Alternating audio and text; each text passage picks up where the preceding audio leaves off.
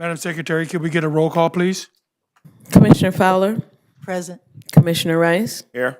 Commissioner Trejo, Here. Here.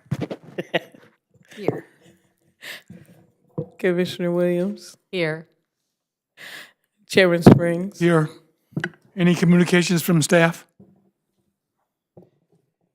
Yes, Chair. First, I want to thank you all for honoring me and Assistant City Manager Chris Jackson with your attendance at our APA conference, California APA conference last month. Hope that you found it rewarding. I know you'll probably talk a little bit about it in your remarks at the end of the evening, but we definitely were stars of the show. And I just want to thank you for being open to attending, to hearing, to learning, and actually getting a taste of what it's like to be a planner. And so you got to see a little bit of what was underneath the iceberg, so to speak. A lot of work goes into the presentation, the presentations and the staff reports that we present to you, and so you kind of got a little bit of a taste of the work that we do, and that goes into preparing those for you. So want to say thank you for attending. Second, we have in the audience this evening our newest senior planner, Miss Renika Brooks. She's joining us. She signed her paperwork today, so she's official. And she begins work Monday. And so I wanted to invite her out to meet you. She's been watching us for quite some time, so she knows you well. And so we just wanted to introduce her. And we also have in the back a young man that has been, he is, believe it or not, our planning intern and has been doing a phenomenal job, Mr. James Peralt. And so wanted both of them to come to meet you and get a sense of what our planning commission meetings are like. And so just want to welcome both of them. Thank you, because I haven't officially introduced James, and welcome Renika.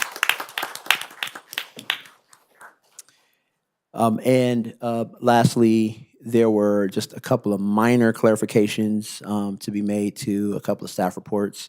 Item 6A and 6B both have very minor clarifications that the planners will clarify during their presentations. And lastly, general plan related, we have finished our data collection phase of our conceptual land use plan. All of the comments from all of our public engagements and community engagements activities are now up on our website, www.nextlevelinglewood.org. www.nextlevelinglewood.org. Go check out the website. And so we're going to be moving into the next phase of presenting that information to the GPAC, and we'll be bringing a briefing to you shortly, as well as one to the City Council as we move into the next phase of our comprehensive general plan update. Last thing is, do you like your swag? Very much so. Thank you. All right. I can't wait to see you in it.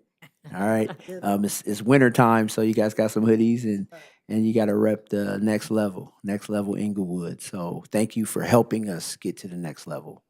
And that concludes staff's remarks. Okay, very good.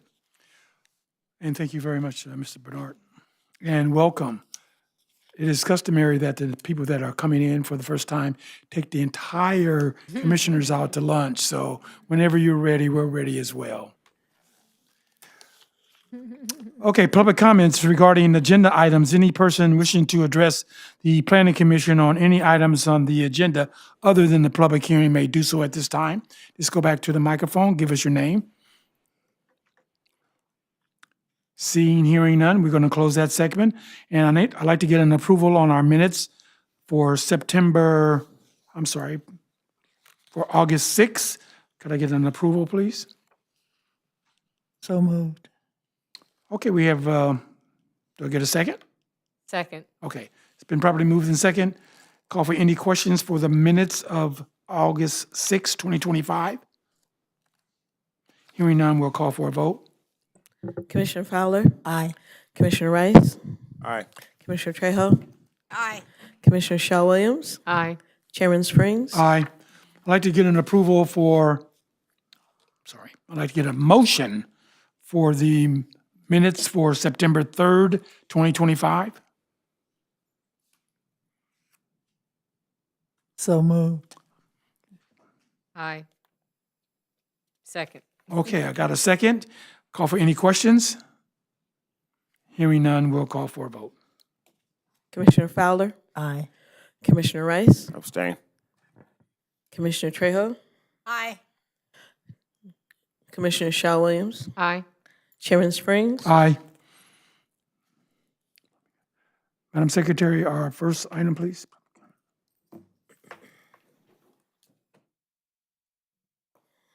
Item 6A, public hearing. A continued public hearing to consider an application by Gary Lee for special use permit number 24-00026, SUP 24-00026, to allow the expansion of a drive-through and construction of a 30-square-foot addition to an existing 3,615 square foot freestanding fast food restaurant that is part of a shopping center on an approximately 58,797 square foot HC historic core property at 401 East Manchester Boulevard. Chairman, the file is present and notice has been given in a time as required by law. Planner Sean May is present to do a short staff presentation.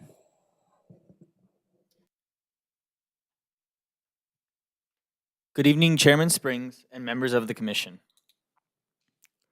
For the record, on page 2 of the staff report, there's a reference to an incorrect code section requiring special use permit approval for the expansion of a drive-through and single-tenant fast food restaurant. The correct code section should read 12-31.46, 5, letter B, and then 2 and 3. Can you do that one more time? Please, yeah. So there's a reference. The code section is supposed to read 12-31.46. That under discussion? Yes. The subject site for this special use permit is located at 401 East Manchester Boulevard. This SUP request is for an expansion of existing single-tenant fast food restaurant and a drive-through. On February 5th, 2025, the applicant requested that the item be continued. On September 18th, 2025, the Planning Division approved a variance to reduce the required queuing capacity from the code-required 8 vehicles to 5 vehicles as measured from the order point. The applicant also conducted a queuing study as part of this variance process. The property is zoned HC Historic Core. Properties to the north are residential senior apartments. Neighboring uses to the east are a mix of multiple family residential and a service station, and the properties to the south and west are multiple tenant general commercial uses. The restaurant is part of a multiple tenant commercial shopping center. The existing fast food restaurant contains a single lane drive-through and 8 on-site parking spaces. The existing drive-through offers space for only 1 car beyond the order point as seen at the top left. The proposed drive-through plan adds an additional lane, allowing space for 5 vehicles to queue beyond the order point. The plan also removes 3 parking spaces at the east of the building and replaces 2 with order pickup stalls beyond the drive-through pickup point, as shown on the right. So those are the spaces where you can wait for your order without taking up drive-through time.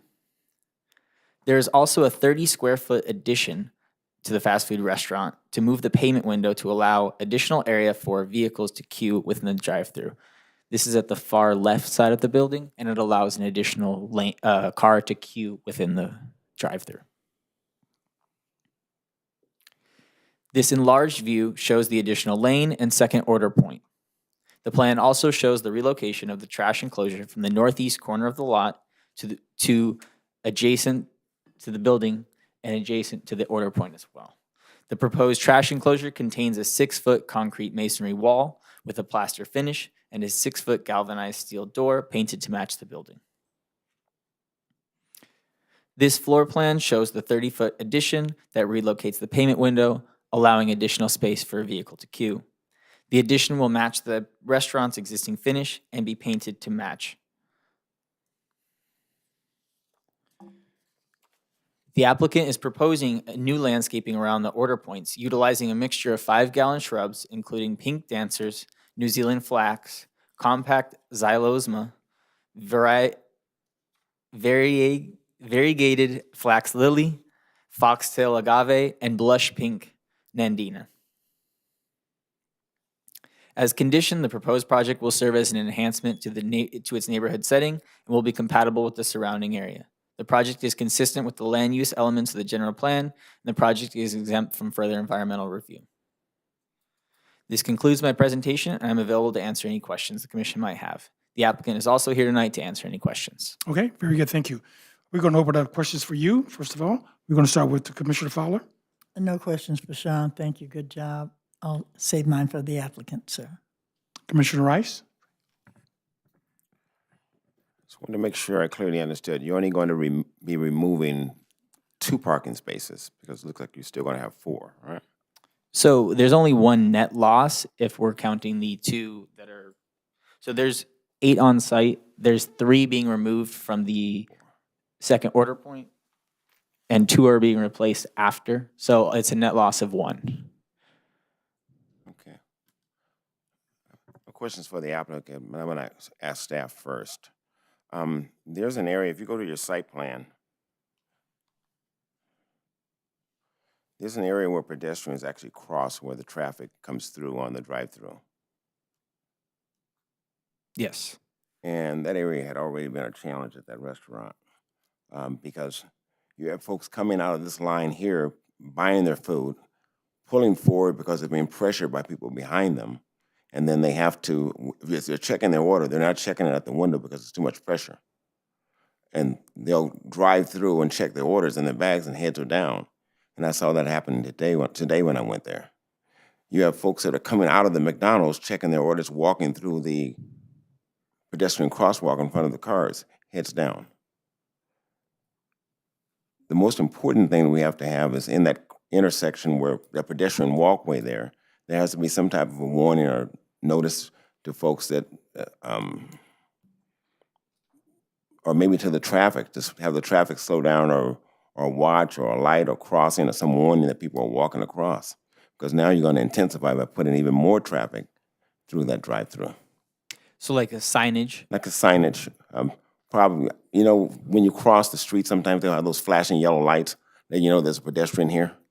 Maybe something like that. Because if you're looking in your bag, you may not be cognizant of looking up and reading the sign, pedestrian crossing. Right now, there's nothing. Yeah, and that can be conditioned during the process. Okay, that's all. Commissioner Trejo. I guess a question to staff, how many parking spaces, not just in McDonald's, but that whole area there? So that whole area meets the code required TOD plan. There is a reduction in parking because it's in TOD plan. The shopping center, it meets the requirement. The number of spaces within the whole one, I don't have that number on me right now, but I can figure that one out for you. Because that is on a separate parcel as well. They're tied lots. And the reason I'm asking that, and this probably could be answered by the applicant also, you have 10 to 12 employees per shift. Where are the employees directed to park? Because if they park on site, then they take the customer parking spaces. Yeah, as of right now, since it meets the code requirement, it's allowed per our regulations. Okay, so perhaps the applicant can remind his employees maybe not to take away some of the customer parking spaces, but in some of the other parking areas there that meet code requirements. Yeah. Just, just also a quick note is that there is a public parking lot across the street, directly across the street at Locust, in Manchester that would be available for, employee parking should that need arise. I would also, want to add, part of the reason why this project was continued, was to, uh, allow the applicant to work with staff, a little bit closer, as it relates to, the design of the drive-through, the number of cars being queued, and there was a lot of back and forth. You talk about the iceberg. It took a lot of work to get here, and I actually commend the applicant for being open and flexible, enough to work with staff, to get us to this point. There were a number of iterations that had gone back and forth, throughout the development of this site plan that you see before you, including, the, turnout areas for you to wait for your food sometimes, when the drive-through, or when it takes a little bit longer for it to cook. So there was a lot of intentionality that went into, this design, and, to make it as functional as possible, given the space limitations associated with the lot size, which is what prompted the variance. And so, I would just wanted to say thank you to the applicant, for being open to, work with us, as it relates to the design of this project. Thank you. Commissioner Shaw Williams? No questions at this time. Thank you. Okay, I have no questions. If the applicant is here, please give us your name and tell us about this particular project, please.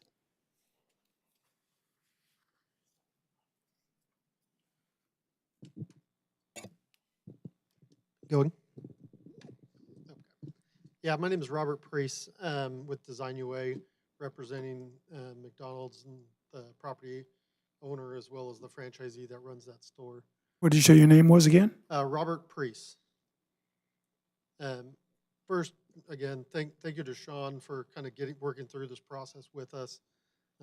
Like the director McCrumbie said, it's been, you see the tip of the iceberg, not everything below. So staff was amazing working through this with us. Again, concessions on our side, concessions on the city side. That's why we went to the zoning variance process and everything else. But really wanted to kind of present it to you, kind of from the overall and what you're seeing.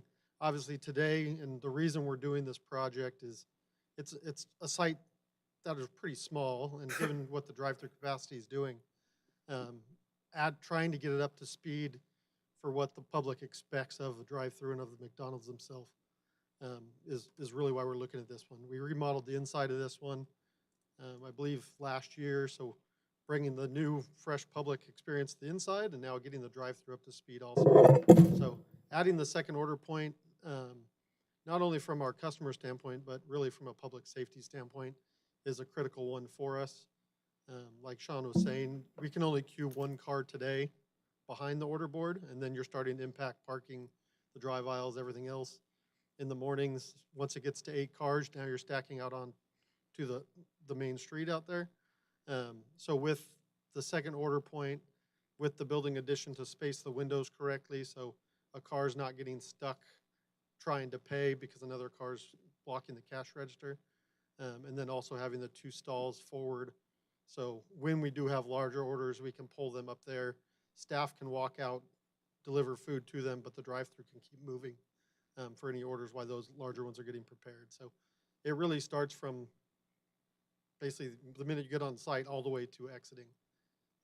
And then to touch base real quick, just regarding Commissioner Rice, whatever staff and the commission feels that on that pedestrian path we need to do, we're open to it.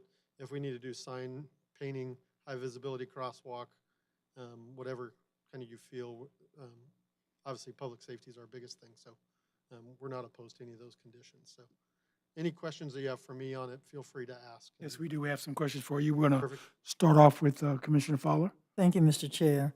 Mr.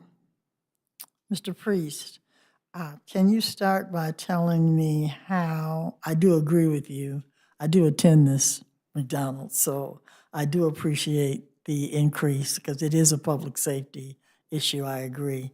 Talk to me about how this new model will impact the disability access. Disability access on which point? From the ordering standpoint? From or all the points. Access to it? All points. Yeah, so when we do these projects, by the end of the construction, the site and the interior of the building is 100% compliant to disabilities.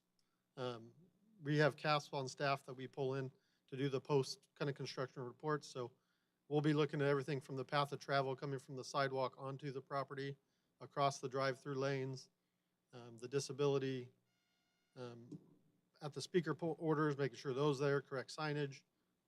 The interior, again, we did the interior last year, so that's already been brought up to standard. So now this will be the kind of exterior component to bring the whole project and parcel up to compliance. Did this did this change the parking for disability at all? We're redoing the parking in order to make it accessible and meet current standards.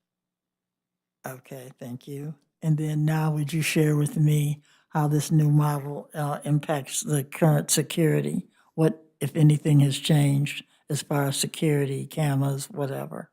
Yeah, that remains the same. The facilities themselves are pretty technology savvy on what security is.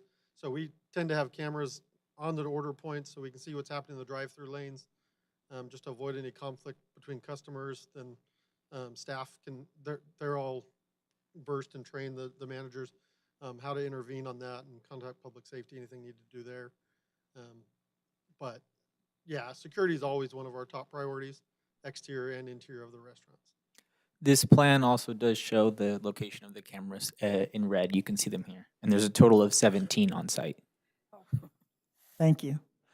Okay, I probably, though, would definitely agree with the condition for the signage crossing or signal or whatever for my approval. Thank you. No further questions. Okay. Mr. Commissioner Chair. Rice. All right, Mr. Priest. Your queuing is showing at the end of the last parking space on the east side. However, this particular McDonald's, it actually queues all the way out to Manchester from time to time, which makes it problematic for people that are trying to park on the east side of your building. Do you have any type of resolve, or does this give you some relief from that? Yeah, I'll give you the high end level. If you want to get in the technical side, Robert Vu with Urban Crossroads, they're a traffic engineer for the project. They've worked with us and staff kind of through it to talk the overall queuing. And Robert, maybe you want to come up and you can talk actual numbers. I believe when we did the queuing analysis, what was our peak? We were at 8 or 11. Yeah, so 11 was our peak queue. And with 11 peak queue, the way it's set up today, now you're out onto Manchester. With this, we peak queue, I believe 11, 1, 2, 3, 4, 5, 6, 7, 8. Yeah, we peak 11 without even impacting parking. So as long as the numbers stay the same, and that's our peak based on the study, then now we're queuing on site where we were not doing that prior to this, by adding that second order lane. Okay, It goes kind of tenfold. So not only putting it in does that help, but optimizing the drive-through lane with the 2 ordering plus the window spacing. Now we'll push cars through probably twice as fast as we do today, so that the queue's actually going to be less because you're moving them through pretty much twice as fast. Okay. And moving them through twice as fast, I want to make sure everyone understands that you don't have any vehicular indicators of having cars on the far right side on the exit end, but you actually have 2 driveways over there. On the far right side, that's a pickup area on the left side where you have the cars after they pass the pay window. Is that correct? Yeah, what those are, we use them for larger orders Right. or anything that's starting to slow down the drive-through. And on the far right side of that, you're going to have traffic coming also parallel to those cars. Correct, yes. That's Um, 9 and- foot, 9 inches? Yeah, and so we widen it. I can't see what the actual dimension is. Oh, it's not on there. But typically, our drive-through lanes are at least 10 feet on each lane, so probably 20 feet. The two cars that's shown there, those are obviously stationary cars until they get their order and start moving. So as they're checking their order, they're stationary. Again, we're open to staff and working with staff or whatever the commission wants to condition it, to do whatever we need to in order to make sure that there's public safety there for the cars as they're going, to alert them that there is public crossing that crosswalk. Alert both the drivers as well as the pedestrians crossing. Correct, yep. Okay. All right. Thank you. No further questions, Chair. Commissioner Trejo? Yes, I just want to expand a little bit on employee parking and what, if anything, you direct your employees where to go or what not to do on the site. Yeah, and my apologies, I didn't talk to the operator that runs the store on what their experience today, so, but I can speak in general what we normally do on sites that are small and do have limited parking. Like you said, if we have a staff of typically around 10 employees at a store like this, probably about 50% are using either public transit or getting drop off. So they're not using their vehicle to get to the store. Because this one, even today, is very limited on parking, my assumption is they're probably already using that public lot that's across the street, or they have an agreement with the shopping center on where to park, so they're not parking in the direct proximity to the McDonald's itself, because, again, the spaces are limited in what they're doing, so we also don't want all the staff parking there, so we try to free them up as much as we can for employees, so. If there's any concern on it, again, we can condition that the operator needs to make sure that employees are being accounted for parking either off-site or away from the proximity of the restaurant. Okay, thank you. Commissioner Shaw Williams? Hi, Mr. Priest. My concern is I've experienced restaurants that have, two driveways coming in to order food. When is your high traffic hours usually at this particular McDonald's? Robert, what was our peak time on this one? Was it around 7? In the AM? Oh, this one's a PM one. Okay. Yeah, so the peak on this one was 4 to 6 p.m. is when we were seeing the highest volumes. 4 to 6 p.m.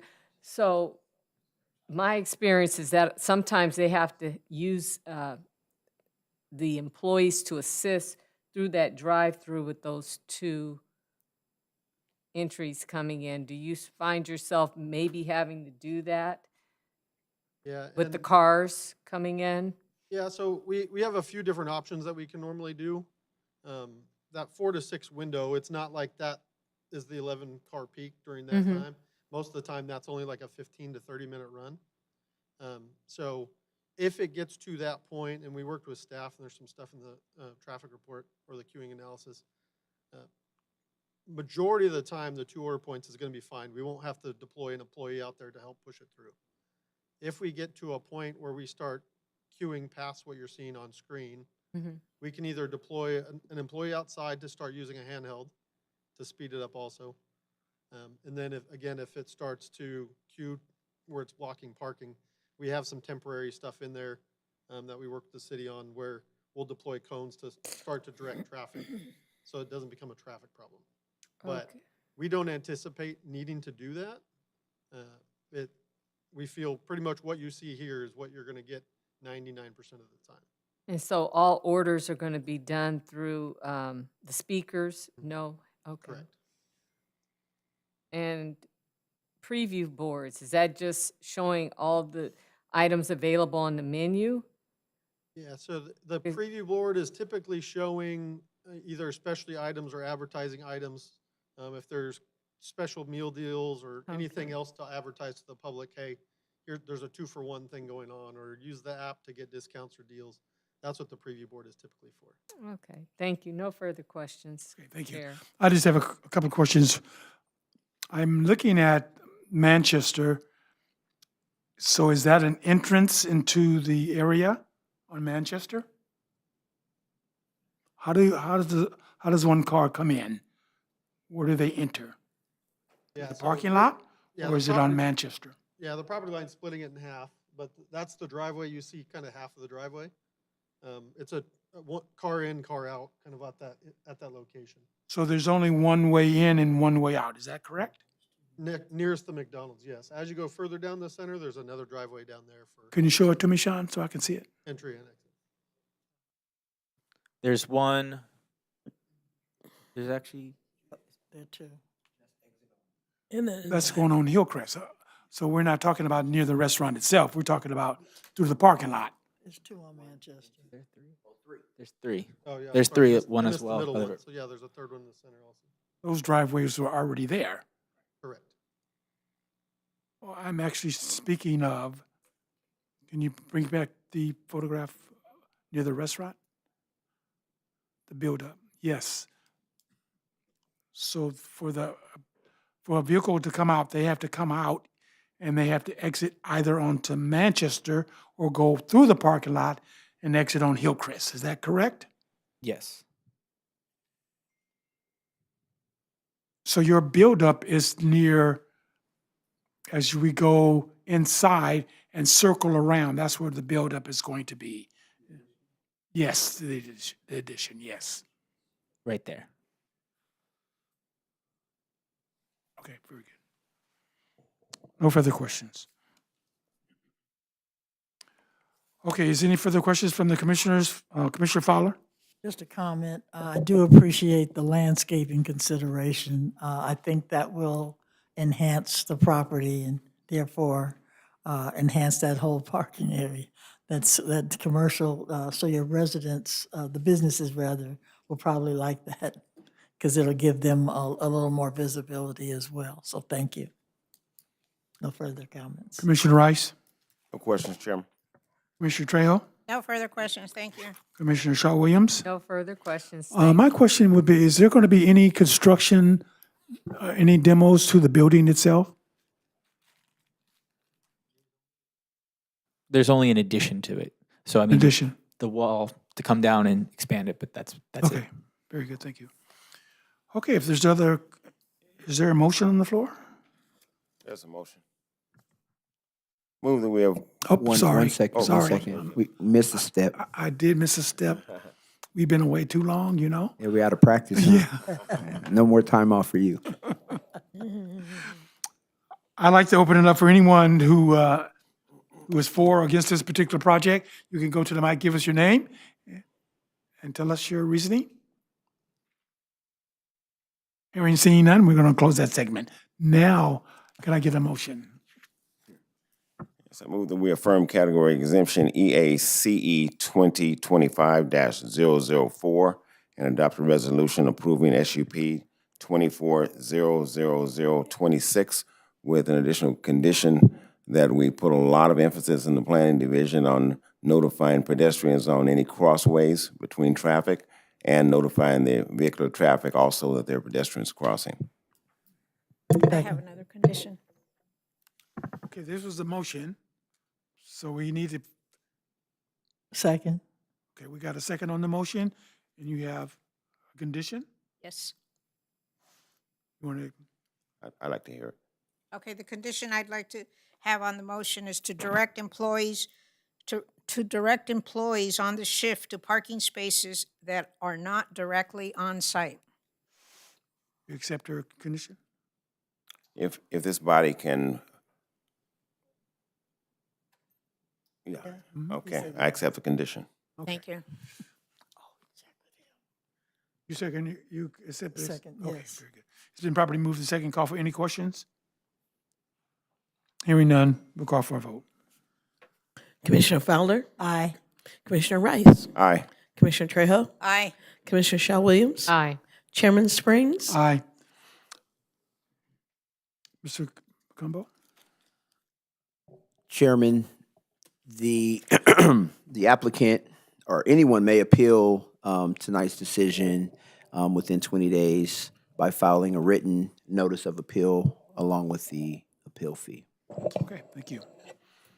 Okay, item number 6B. Thank you, Item gentlemen. 6B,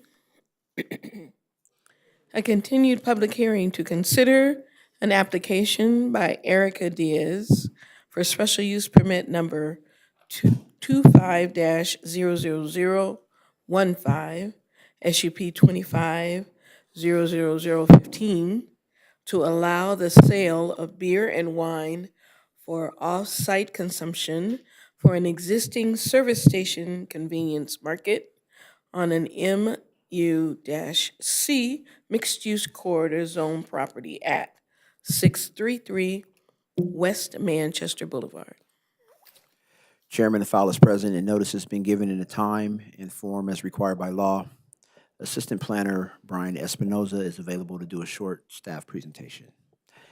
And I believe this is Brian's first It is. Planning Commission presentation, so don't give him too hard of a time. Okay, He can take it.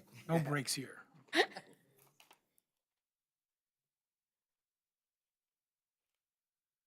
Good evening, Chairman Springs and members of the commission.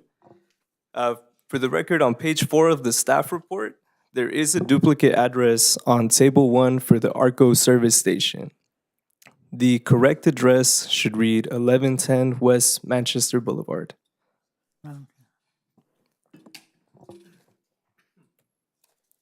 The subject site is located at 633 West Manchester Boulevard and is located within the Westchester Veterans TOD area with a zoning designation of mixed-use corridor. The uses surrounding the subject site to the west, south, and east are commercial. The uses to the north of the subject site are residential.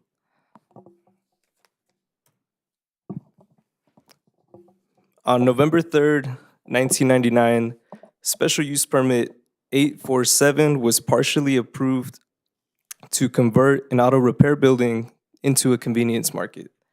The special use permit also included a request to allow the off-site sale of beer and wine.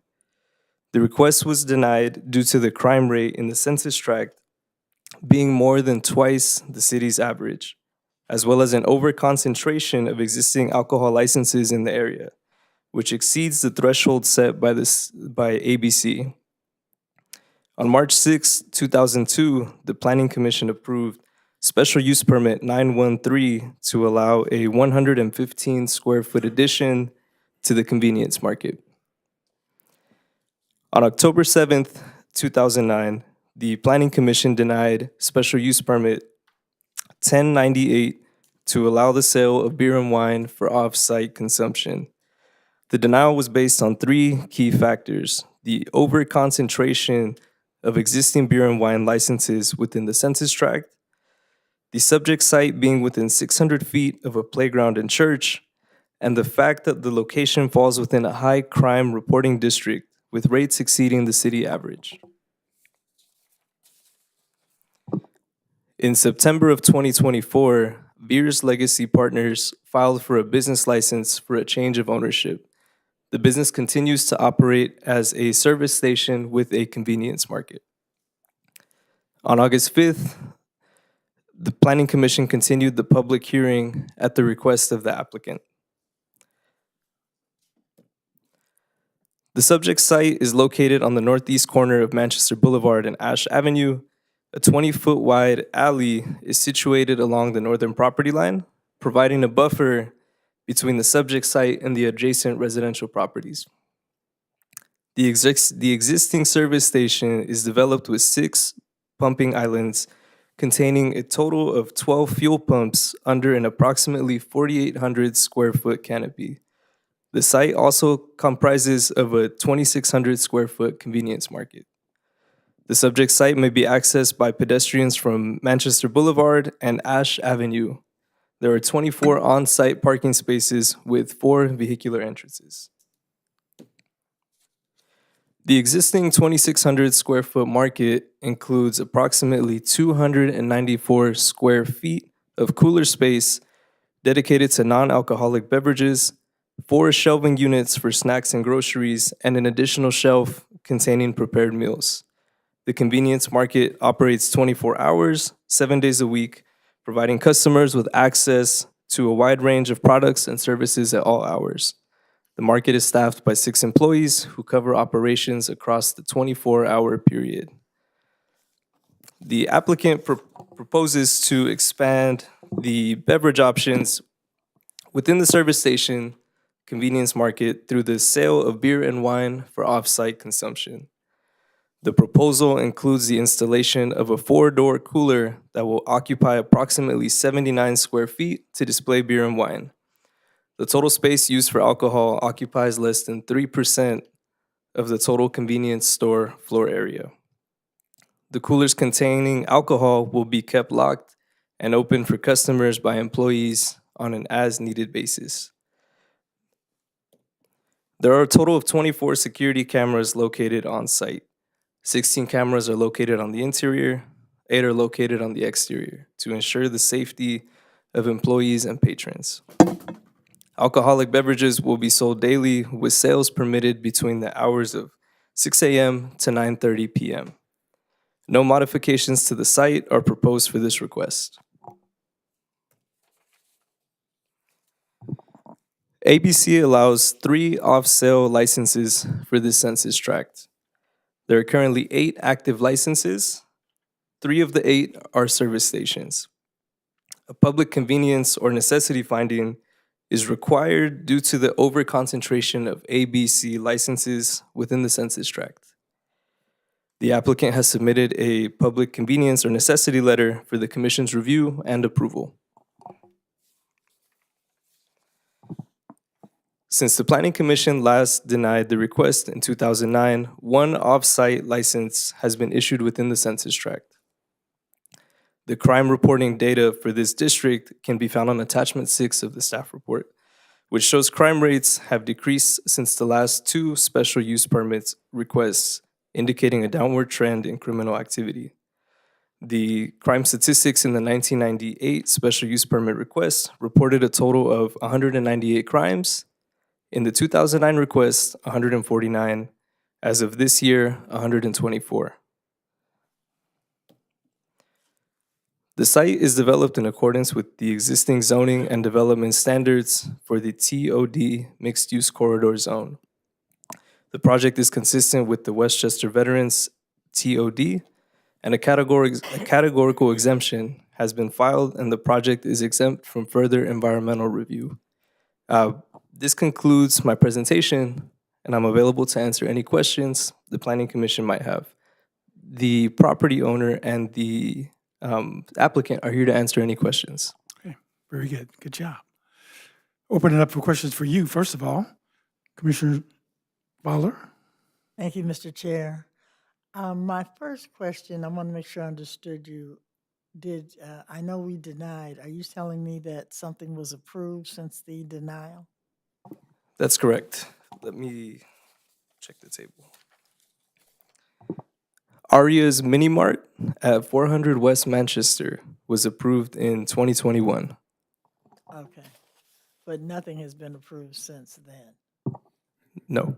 Okay, and then I did have a question about the recommendation that the alcohol was going to be consistently locked. Is that correct?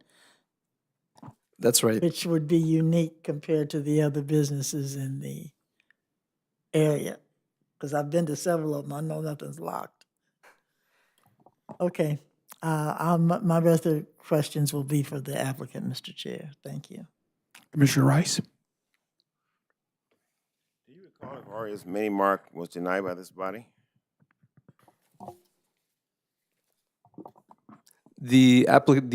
Aria's Mini Mark, the only other one that came in 2021. Yes.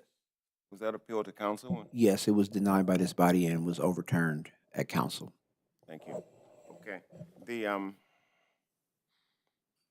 Has the crime rate in the census tract improved from what you? The crime rates have decreased since the 2009 request. And the school is the school still there and the church still there? In the So- same location, which was the reason it was denied before? There are actually two churches, one across the street on the northwest corner of Ash and Manchester. That one was demolished. It's currently under construction to be an electric vehicle charging station. And the other church on Queen Street is still open. And as per ABC, 3 licenses are the recommendation for this census tract, Correct. and we currently have 8. Yes. And are you aware of the public convenience and necessity for this? Or perhaps I'll ask the applicant that question. No further questions, Chairman. Okay, very good. Commissioner Trejo?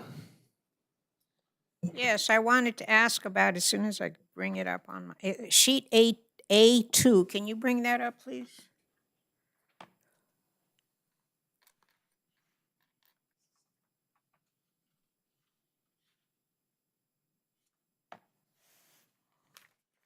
Okay, up on the left-hand corner where there's an ice freezer, and right next to the freezer is an exit.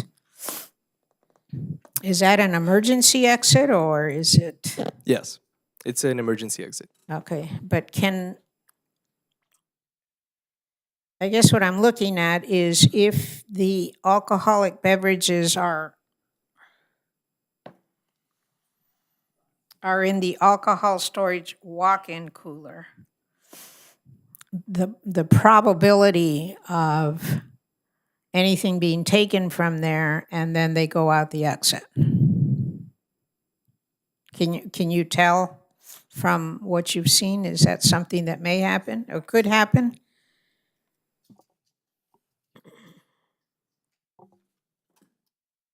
Yes, it could happen, but they could also walk out the front door too. Well, well, mean- that's, but it seems to me that they would be an easier route to go out Yeah. from there, because I was looking at where the cashier is. It does not appear, at least from the map, the plan, that floor plan that I'm looking at, that they have a direct line of sight to the alcohol storage cooler. And it seems that it would be a quicker exit to grab something and go out the emergency exit. So the applicant would be required to go through a tenant improvement site plan review. And so the location where the alcohol is currently displayed could change. If at the planning commission's direction, you would like to see it located somewhere different. I'm just looking at the site plan or the floor plan. There is a cashier window or station that looks down the main floor. So if you look across the floor, has a direct line of sight to the coolers. But I do see the concern. Not exactly sure what the lock or security configuration is at that back door, but that's something that we can take into consideration and condition appropriately should that be something that you're inclined to do. Well, because I do recall, I know there's a new owner now, but I do recall when it came before the commission and we denied it then, really was because of the sensitive surroundings and the high crime rate Right. and the overconcentration of liquor licenses. Right. And so that's why I'm thinking that this area, even though it's gone down, crime rate has gone down a little bit, a tiny bit, that, there's the strong probability of not good things happening with the way it's set up now, Yeah. or even of them selling liquor there. Thank you. And definitely understand that. As the commission deliberates, just would like to also remind them or you that we are 2009. We didn't have Intuit, SoFi. The form was not That's true. right anywhere in the atmosphere of where it is today, and so we're going to have to continue to take those things into consideration, understanding that people are coming, more and more people are coming into our city to enjoy the destinations that we have. But there are also more people who are moving into the city, right? And these create the convenience of the store creates an opportunity for someone to get some gas and go home as they're leaving from work. So With a six-pack. right, with their six pack. And so I'm not, and I'm not advocating for the project, but I do want to just remind you kind of where we are as a city in comparison to where we were in 1998 and also in 2009.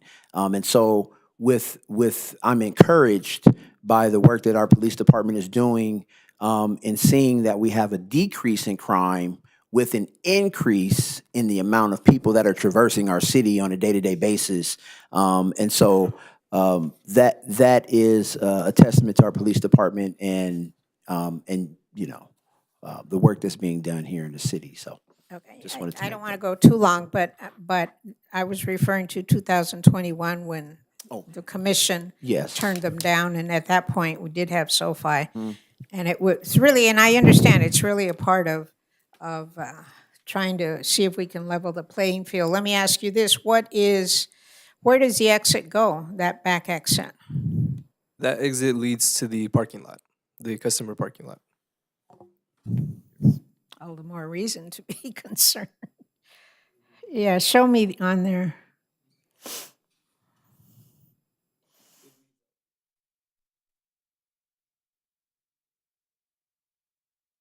And where's the exit to the street? That right above it? Are located to the east on Manchester and then the south on Ash. So the exit doesn't face any streets. Okay, so they would have to. So if they were to do something, then they would maybe grab something, run to their car, and then drive out to the street and then get on the freeway. Very fast. Okay. All right, thank you. Commissioner Shaw Williams? No questions. I'll reserve mine for the applicant. Thank you. My question, is this service station, is that an ARCO station or what is it? Yes, it's an Arco station. Is that near the 405 freeway? Yeah. So you have a Starbucks, not a Starbucks. Yeah, Starbucks over there is it's near Ash. Is that correct? It's closer to Cedar. Cedar Street. Cedar, which means that's the last street before you get to the freeway? Ash Avenue is the last street before the 405 freeway. Okay, so I'll ask the applicant then. Thank you very much. Good job. Okay, if the applicant is here, please give us your name and tell us about your particular project.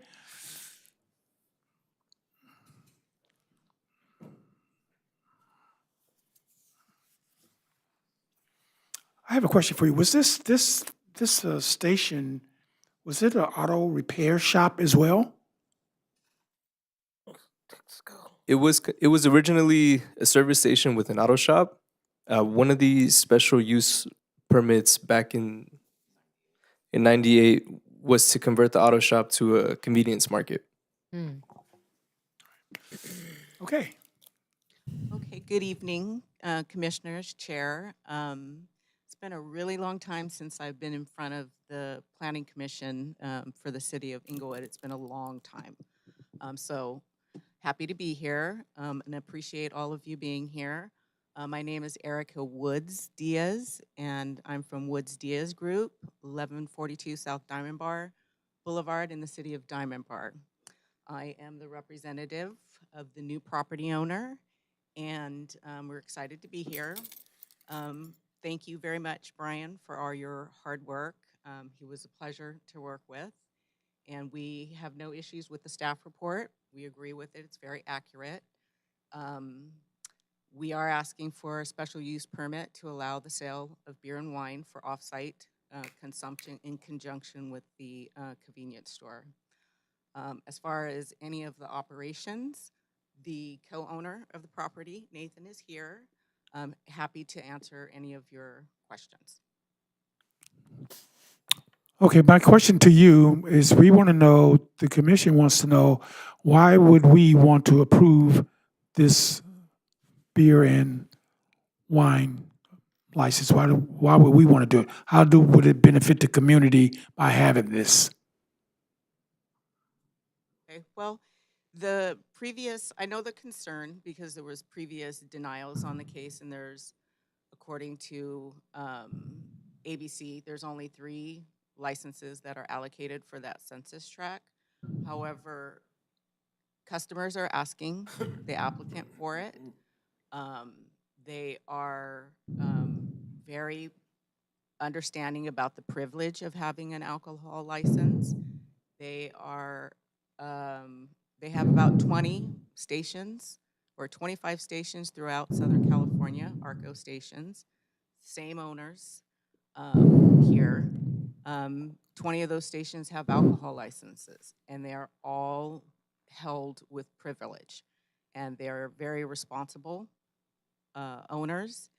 And they also have a stake in the community.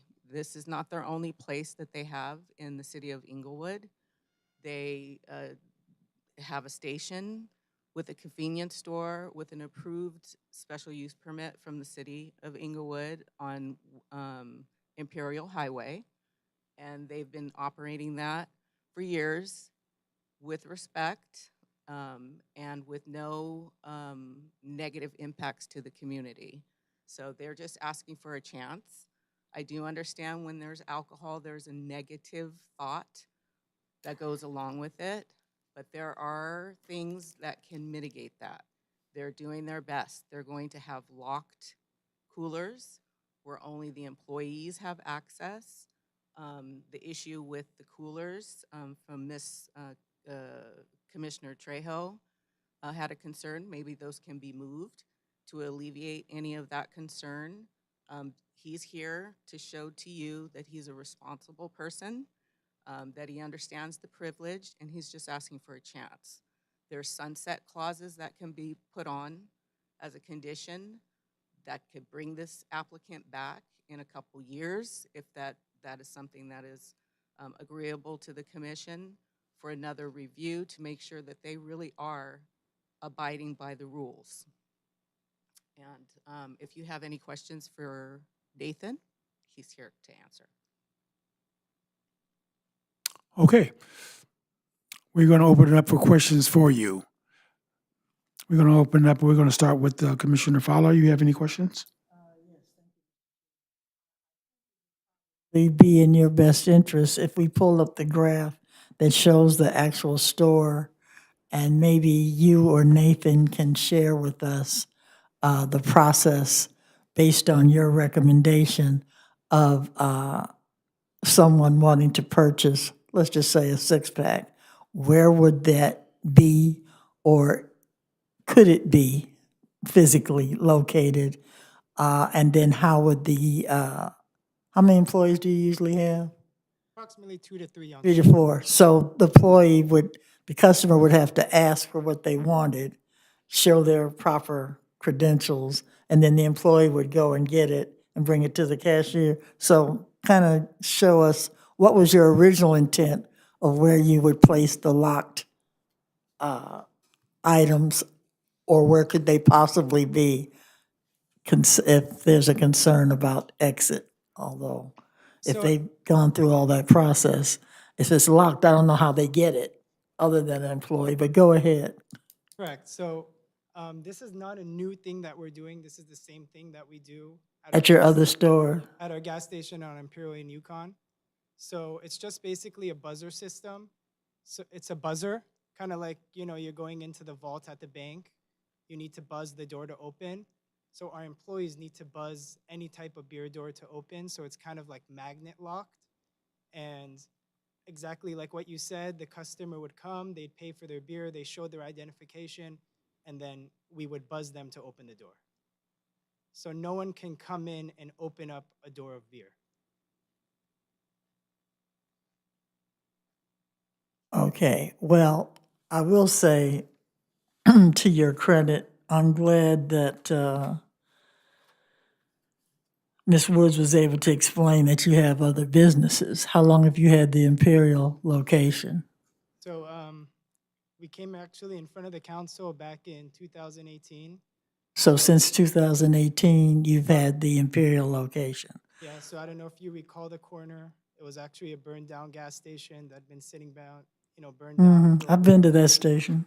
Yeah, and with your guys' blessing, and it's great to see Bernard again. We got the city's blessing to purchase that property, and we developed it from scratch into what you guys see here today. And about a year ago, we had the opportunity to purchase this station. And for lack of better words, we love the city of Inglewood. We're really committed to the growth there. And what's very unique about this location, we really serve a little bit of everything. As Mr. Espinoza said, we have housing to the back, we have a hotel across the street, and we're really the first gas station as people exit Manchester to come into, whether it's SoFi, whether it's the Forum, whether it's Intuit. So we really take pride in keeping this place kind of like the green thumb of the community as their first, kind of like their first site. So we've been getting a lot of, I don't want to use the word demand, but a lot of people asking, hey, you got the hot dogs, we're heading to the game. Yeah, I understand. And the competitive of being able to provide the same thing as everybody else, I get that. I think to your credit, though, I am taking into consideration that you've invested in the community, and apparently there has been no problems before. I would probably, if I were to do this, would add a stipulation of an annual review, just to make sure that things stay as they are. I do like the fact that the other one is locked also, so you know the process of how to do that. Okay, I have no further questions. Okay, very good. Thank you. Commissioner Rice? Nathan, I think it is, right? Correct. Yes, okay. How long have you been using this electromagnetic locking system? Have you been, So we use it in a lot of our locations. So as you guys can tell, I'm a really large ARCO operator. mhm. And I used to have a site back in the day in the city of Compton. So I've been using these for over 10 years. This is like, we're not really selling beer in a sense that we want to create havoc for our employees. We want to create havoc for the community. But there are responsible people that want to come and, buy a Bud Light.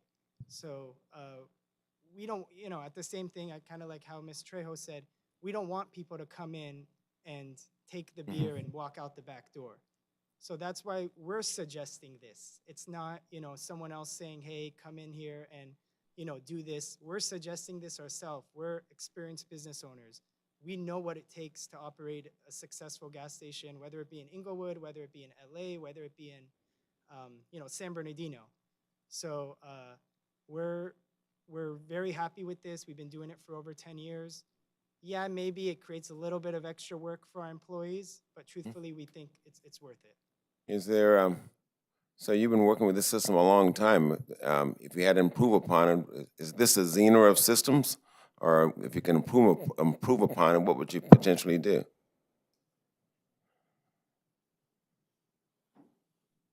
I want to say through our past 10 years, it's been pretty good. I mean, for lack of better words, sometimes when there's a will, there's a way. So if a guy is really crazy and he really wants to open up the door, it probably could be opened, but we haven't really had any problems, thank God. I was out, I'm back in. Thank you. Commissioner Trejo?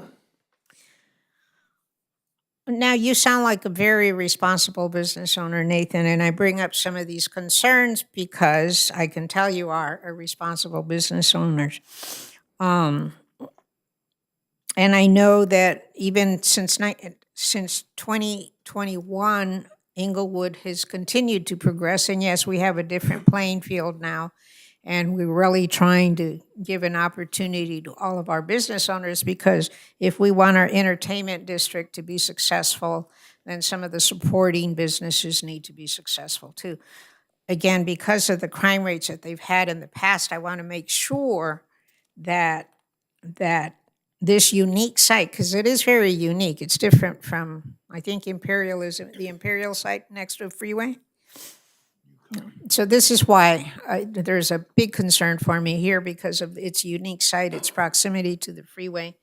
Now tell me how your exit door works.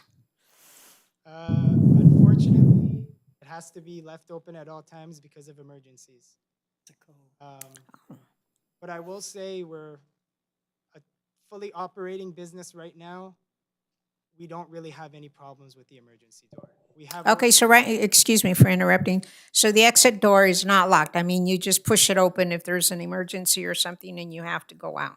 for fire department regulation, it has to stay open. Okay, that I understand. Now explain to me how your cashier, you're gonna have 2 to 3 employees? We do have to. Okay, somebody comes in and says, I want a 6-pack. So they put the order in essence, to the cashier. One of the other employees goes to the cooler, gets the 6-pack, and then comes back. Either that, or they can buzz the door open from behind the register for the customer. Oh, so they'll buzz it open for the customer to get it? If, let's say, for example, one of the employees is on lunch break and there isn't anyone else, they have the capability to buzz it open. Oh, well, okay, well, so they can buzz it open and the person can grab the 6-pack and go out the exit door. I know it maybe has not happened in the past, and hopefully it won't happen in the future, but I'm just trying to get a good feel of the setup, because now it made it a little less safe, if that's how I want to put it, knowing that somebody can buzz it open. I would prefer that somebody asks for a 6-pack, one of the employees goes to get the 6-pack and then bring it to the cash register, and not have somebody basically open it and then they can just grab whatever. Can it be set up that way? We don't have that set up in any of our other stores that way. But you have to understand, this is a unique site, at least in my opinion. It's a unique site. I agree, it's an amazing site. It's very Yes, unique. it's an amazing, unique site that has the ability for somebody that wants to do bad things, can do bad things and do a quick getaway. I mean, I will say we do take everything into consideration. I'm sure you guys have been to some, for example, like a Ralph's during the holiday time. They have, great floor displays, advertising, whether it's, Cinco de Mayo or, whatever holiday it may be at the time. We're not allocating anything for floor space. All we're putting the beer in are those 4 doors. They're gonna be locked at all times. And regardless of, I wanna say, the person opening it or the employee opening it, it can only be authorized to open by the employee.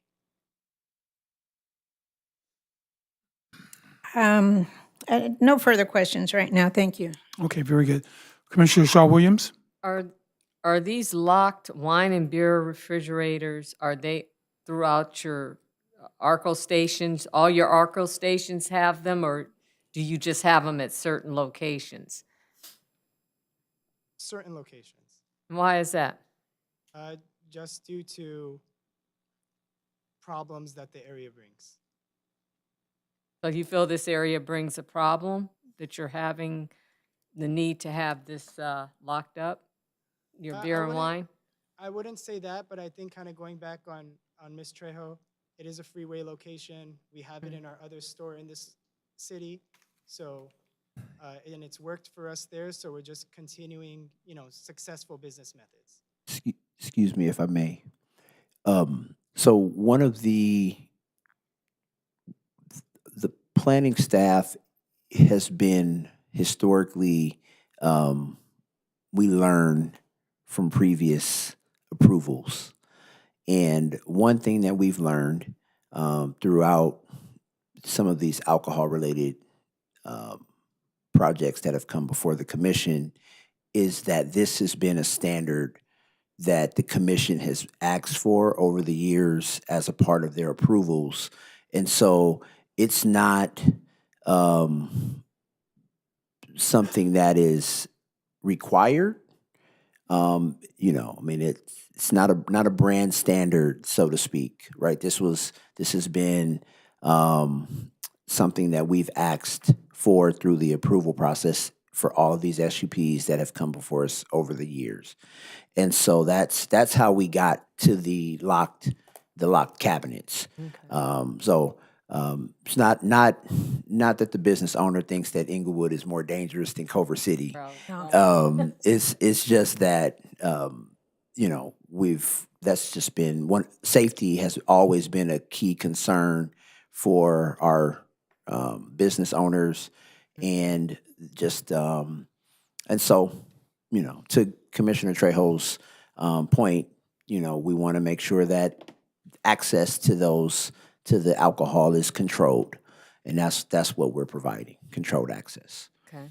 I also wanted to bring up that I've done previous alcohol cases for the applicant with the City of Los Angeles, where we did do the locks to the coolers, and we did that because LAPD vice units, they appreciated that.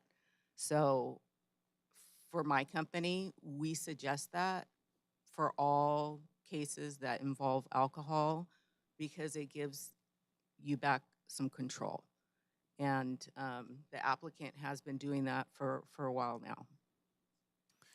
Okay, and I understand Commissioner Trejo's concern regarding an employee actually physically going over to open the case for a person making a purchase, but I'm thinking the reason why you don't want that person or that employee to physically go and open it, especially if they're the only employee, you want them to be in the front of the store or wherever your register is, so that other guests that are coming in, they see this person and don't take advantage of anything else in the front while that employee is away. I mean, am I hitting it right? Definitely, yeah. Okay. All right, I have no further comments or questions. Okay, I have a couple of questions for you. Your particular facility is right next to the freeway. Correct. Okay, so if you look at it on a visual standpoint, people that are coming into Inglewood, they're getting off the 405 and they're going east. There's an island in the middle of the street, so they can't go to your side because they're going east. Am I correct in saying that? Okay, so now you indicated that there's a hotel across the street.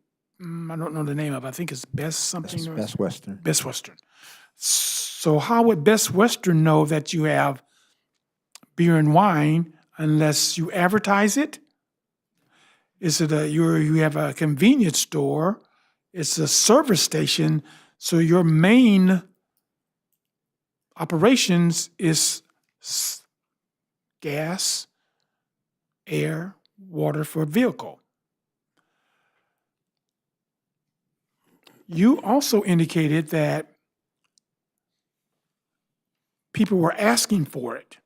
Now, if someone was asking for it, our thinking, the commissioners, we want to see who's in support of you doing your beer and wine. And we don't see any support for your beer and wine.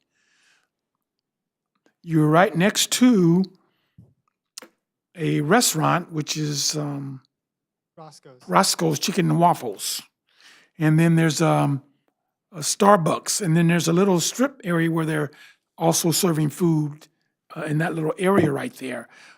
So you're on the north side of the street, and when people are coming into the city, they're coming east and they can't get to your side.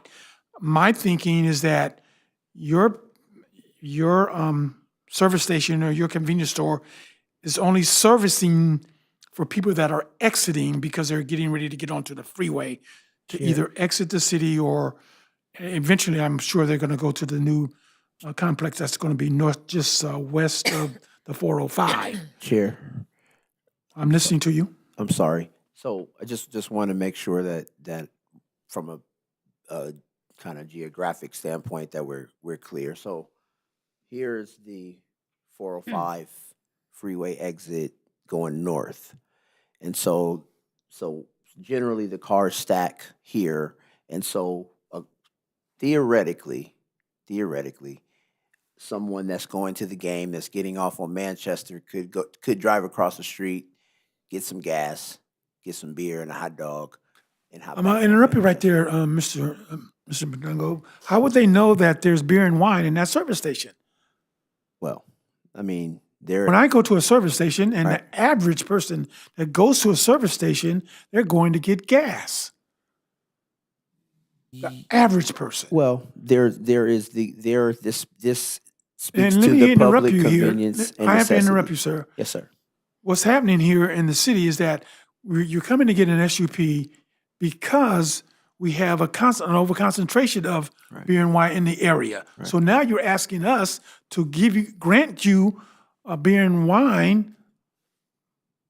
So is the community wanting this? So to your point, that's what speaks to the public convenience and necessity, right? But I just want to make sure that we're clear for the record that it's not just an exit. Cars aren't exiting only and getting on a freeway. That's when people are coming into the city too, and they're able to access the store.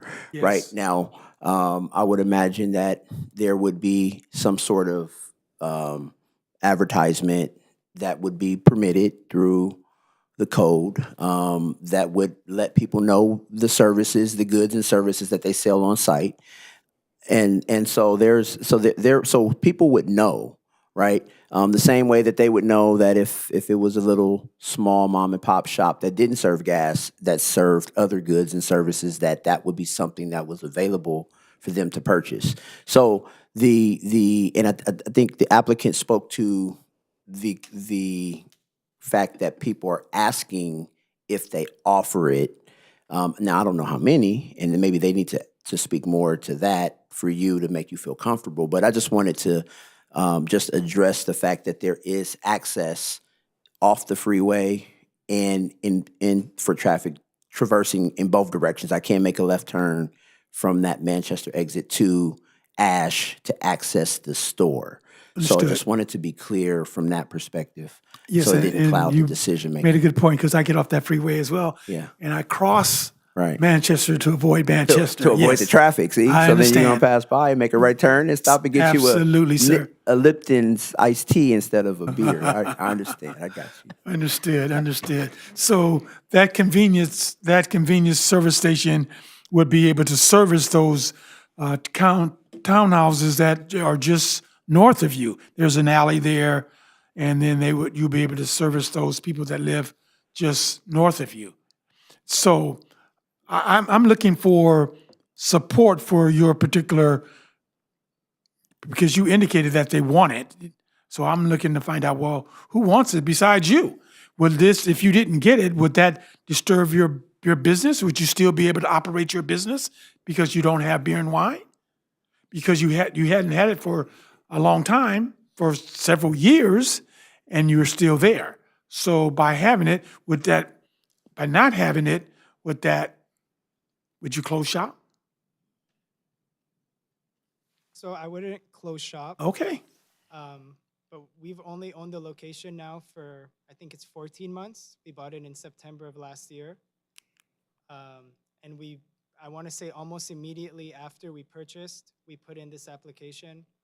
And we were very hopeful that the council, the commission would grant us the privilege of trying to sell beer and wine at that location. Our job is to make sure that what you're doing is going to provide services or service for the community, and this is what the community wants as well. Is it? We have to make that decision. Does the community want this, or? And normally, what happens when what we see is that we see the community come out and support what you want. That's what we see here on the commission. And I don't see that here, sir.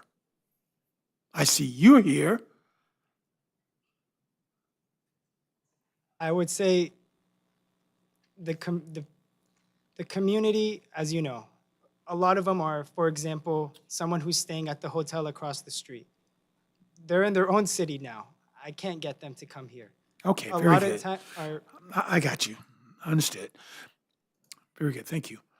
All right. Is there any final questions from the commissioners? You're going to say something to me, Mr. Bernard? Yeah, no. I love this discussion. I think I was just talking with our city attorney. One way to address potential security concerns as it relates to the purchasing of alcohol would be to, as the applicant or the customer comes to the counter, they leave their ID, and when they come back, they buzz them in. When they come back to the counter to purchase the alcohol, they're given their ID back as a kind of a collateral type of exchange. So I don't think anyone. Likelihood of that happening will probably be slim to none. Well, it Or can't. would you give up your identification? Would you give someone your ID? I mean, if I want some beer bad enough, I will. Right? I'm not gonna drive off without it. I mean, what's happening here? The exchange would be that it's almost like a collateral, right? And so I need to verify the ID anyway, right? And so I give the ID to the cashier. They buzz me. I go and grab whatever I want to purchase. When I come back to pay, they give me my ID back, and I can leave the store. And so that could potentially be a compromise from a security standpoint to ensure that no one is running outside of the emergency exit. Now, maybe they leave their ID, but now the cashier has an ID to give to IPD to go and track them down. But so that was just, if the concern was related to access to the Understood. alcohol, this is another way to control how it's handled. Understood.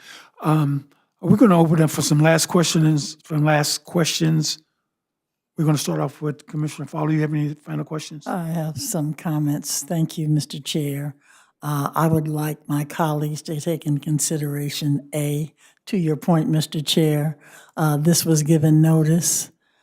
There's no one here complaining or saying that this business owner should not have a permit, A. B, there are cameras, so people are always seeing who's going in and out, which the police are always concerned about. I won't go down the alphabet. The person that's trying to purchase has to show their ID, so you know already who's going to get the item, whether they go to get it or not. It's still locked, which I think we should take into consideration because many places it's not locked. 7-Eleven, I'll give an example. You just go and get it and they could go out the door as well. I want you to consider that this is an established business owner in our community asking and understanding that beer and wine, not only the convenience to the customer, but that is additional revenue for the business. He mentioned this is an entertainment. We're trying to get more people come here. We're getting ready to have more people coming with hotels and stuff. And so the convenience of me being at Best Western across the street, being able to go across the street and get beer and wine rather than having to get in my car and do something else is a convenience. So I think there's several things that we should be also considering in making this recommendation. As I did say also, I think an annual review. Okay, thank you. You're welcome, sir. Thank you. Commissioner Rice? I had to reconsider this project myself because I was out initially, and in listening to the applicant speak on the project on Yukon and Imperial, I recall that project. It was in really bad shape. And you brought it back around, and now it's a great market for the community. So I think that makes you a proven product. And you're wanting to enhance your performance on the purchase of the new station at Century and Manchester and Ash. I mean, it's to be expected. That's why you made the investment. But considering the fact that you've proven that your ability to improve the station on Yukon, I'm in. Thank you. Commissioner Trail? I appreciate comments from my two colleagues that have just spoken, and I don't want any of them to think that, particularly what Commissioner Fowler said about what we have to consider as far as what a good business owner he is, and that there are security cameras and light and contact with Inglewood PD if necessary. I mean, that's a given in my mind. I don't think it's something that, when I'm talking, that I don't consider that. I think that I think probably the biggest thing for me is the safety. Maybe it's watching too many news where people come in and do the smash and grabs and into liquor stores, into 7-Elevens, that I worry for the employees. I hope there's more than one employee, particularly at night. And like I said earlier, I mean, and Nathan appears to be a very good business owner, and I applaud him for that. I applaud him for having the foresight to acquire this problem property, which I'm sure when you took it into consideration because it had so many denials before. And I applaud you for that. And that means that you're a good business owner who takes risks. And those that take risks sometimes are the ones that come out ahead the most. I just want you to keep in mind the safety of your employees, the customers that come in maybe before they go to a concert or when they're leaving the concert, that the location of your beer and wine could potentially be a problem, but it's something that you must consider and must have extra. I don't know how you're going to get extra security there, more employees. I don't know, but I hope that you do something with that. Again, I understand that City of Inglewood is now a different city. And like I said earlier, in order for our entertainment district, in order for the city to be successful, we need to make sure that the businesses that support those entities are successful as well. Okay, thank you. Commissioner Shaw Williams? Yes, I'm too concerned about, security, and also people who are purchasing beer and wine and also going into the parking lot and indulging in that. And I'm concerned about that and how your employees are going to handle that. Correct? I mean, you can't buy it and then go outside and drink it, right? Correct, this is an off-sale license. No Okay. drinking on premises. Okay, but what if they see someone drinking on the premises? How is that going to be handled? It's the same as if we see somebody asking for money for someone who's pumping gas. We're very proactive. Our employees are trained to go out there, let their presence be known. Of course, not, Right. get in an altercation with them, but at least let the person who's outside doing something that they're not supposed to do, let them know that, hey, we see you. And that's not okay. And if you continue doing that, we're going to have to call the police. Okay, and I'm familiar as well with the location on Imperial, because that's District 4, so I frequent that area quite often, and it is a beautiful ARCO station. It's well-maintained. I've had to get air there for my tires, so thank you for bringing that to Inglewood. And I know this location you'll maintain, and it'll be as nice. No further questions or concerns or Okay, very good. comments. My statements are the same. I think that that we have an overconcentration of alcohol and wine, beer in a particular area. I'm looking to see the convenience or the importance of having that at your particular location. That's my main concern. I'm looking at the safety portions of it as well. So by saying that, I'm going to thank you very much. I'm going to open it up for anyone who are for or against this particular project. Please go to the mic, give us your name, and give us your concern. Hearing, seeing none, we're going to close that segment. Is there a motion on the floor? I'll make a motion. I move that we affirm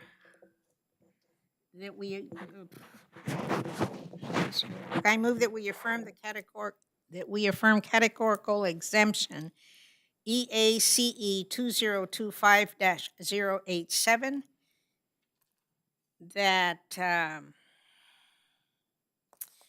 that we adopt the resolution approving SUP 25-00015, that we add conditions. Let me get to my other.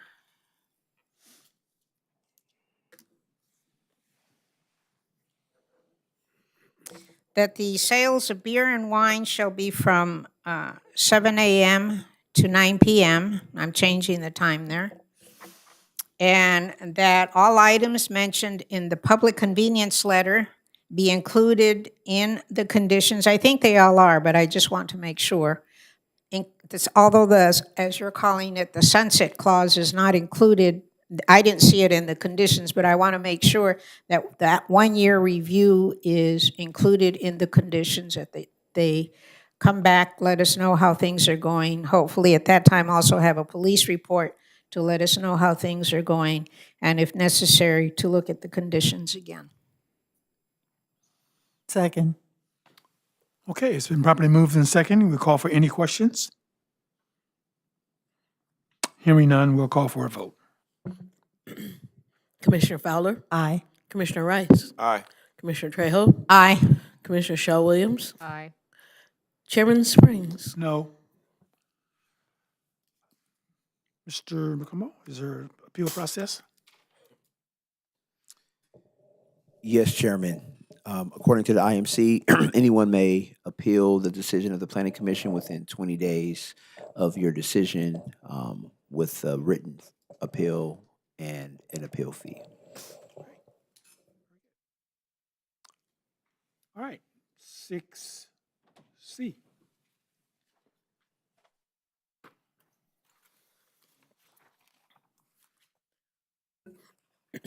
Item 6C, a continued public hearing to consider an application by Mitzi Edwards representing Panini Kebab Grill for a special use permit number 25-00017, SUP 25-00017, to allow the on-site sale of beer and wine in an approximately 4,988 square foot proposed restaurant that is part of the Hollywood Park Tomorrow Retail Center on a mixed-use designated HPSP Hollywood Park Specific Plan Zone property at 1261 South District Drive.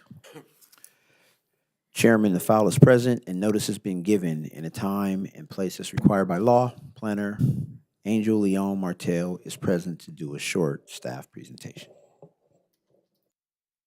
Good evening, Chairman Springs and members of the Commission. The subject site for this special use permit is located within the major mixed-use general plan area and is zoned HPSP for the Hollywood Park Specific Plan. On November 1st, 2018, staff approved plot plan review number 2018-004 for the construction of the Hollywood Park Tomorrow Retail Center. March 4th, 2020, the Building Safety Division issued the building permit for the approximately 350,000 square foot retail center, which is part of Phase 1 of the overall retail plan development for the site. The subject tenant space is located within the Hollywood Park Tomorrow Retail Center, which is along Century Boulevard between Prairie Avenue and District Drive. Surrounding land uses include large entertainment venues, commercial and residential uses to the north and east of the property, with commercial and large entertainment venues to the south and retail to the west. Excuse me. The request is to allow the on-site sale of beer and wine for a proposed restaurant located within an existing tenant suite at the retail center. The tenant space is currently developed with 2 pedestrian entrances.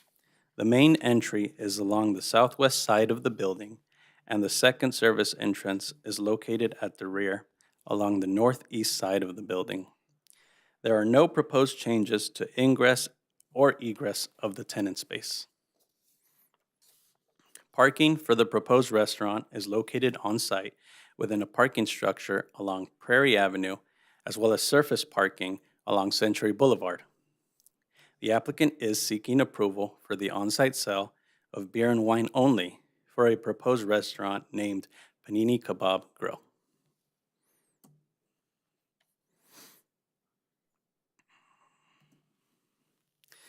The floor area consists of an approximately 1,100 square foot open patio dining area, a 1,400 square foot indoor dining area, 270 square foot counter space, 1,700 square foot kitchen, and 300 square foot restroom areas. The highlighted areas on the screen depict the patio seating area in blue, indoor seating area teal, restrooms in green, counter in orange, the takeout area in red, and the kitchen and prep service areas in yellow. Alcohol service will be provided within the indoor and outdoor seating areas by wait staff. The chain restaurant, Panini Kebab Grill, is known as a family restaurant, which also includes family-style food options. The proposed hours of operation are between 7 a.m.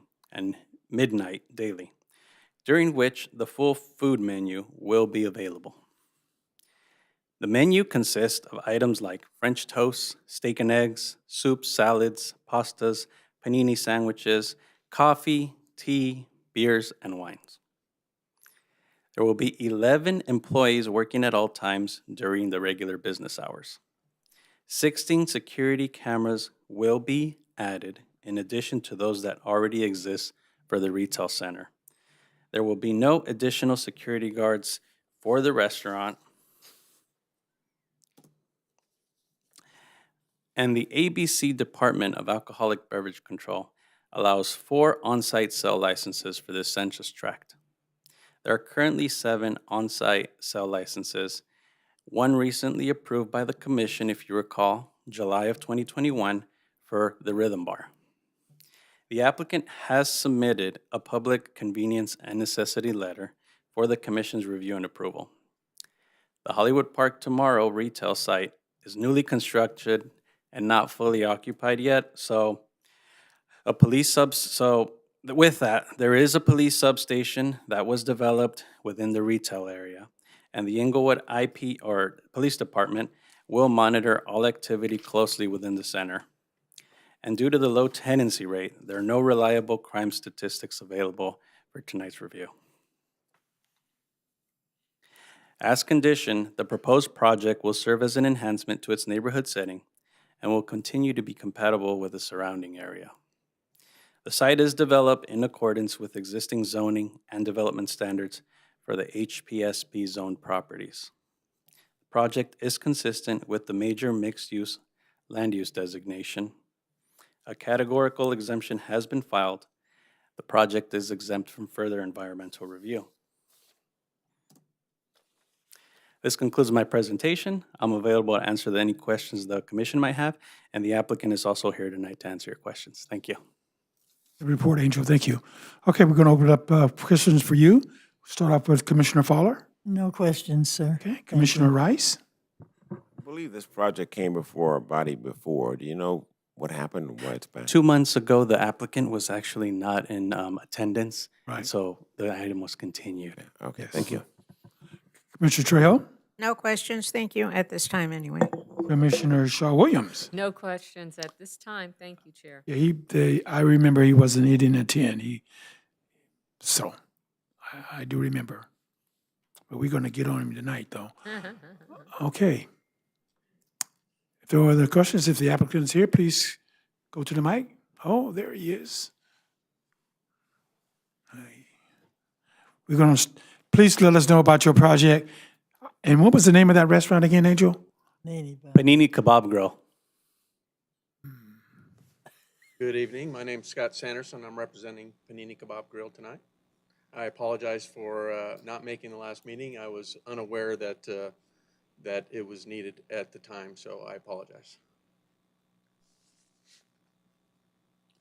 It's a family portion-style restaurant, Mediterranean food. The beer and wine is only consumed on property, and it's managed by all the employees, so we have a good handle on. We've had no problems at any other locations. It's part of the normal menu that we serve. Okay.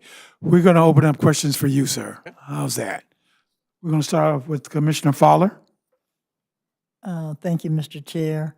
Mr. Sanders, you mentioned other locations. How many locations do you have? We currently have 30, and we have about 20 more in process of being added. And they're a beautiful location. I think you probably saw a little bit of the elevations on the presentation, but the owner's very diligent on making sure that we represent, I think, what your community is looking for. It's going to be a nice, good family restaurant in the middle of the new center that you guys are developing. What's the nearest one to Inglewood? There's one in Culver City, one in Marina Del Rey. I think I've seen that one. Culver City Mall.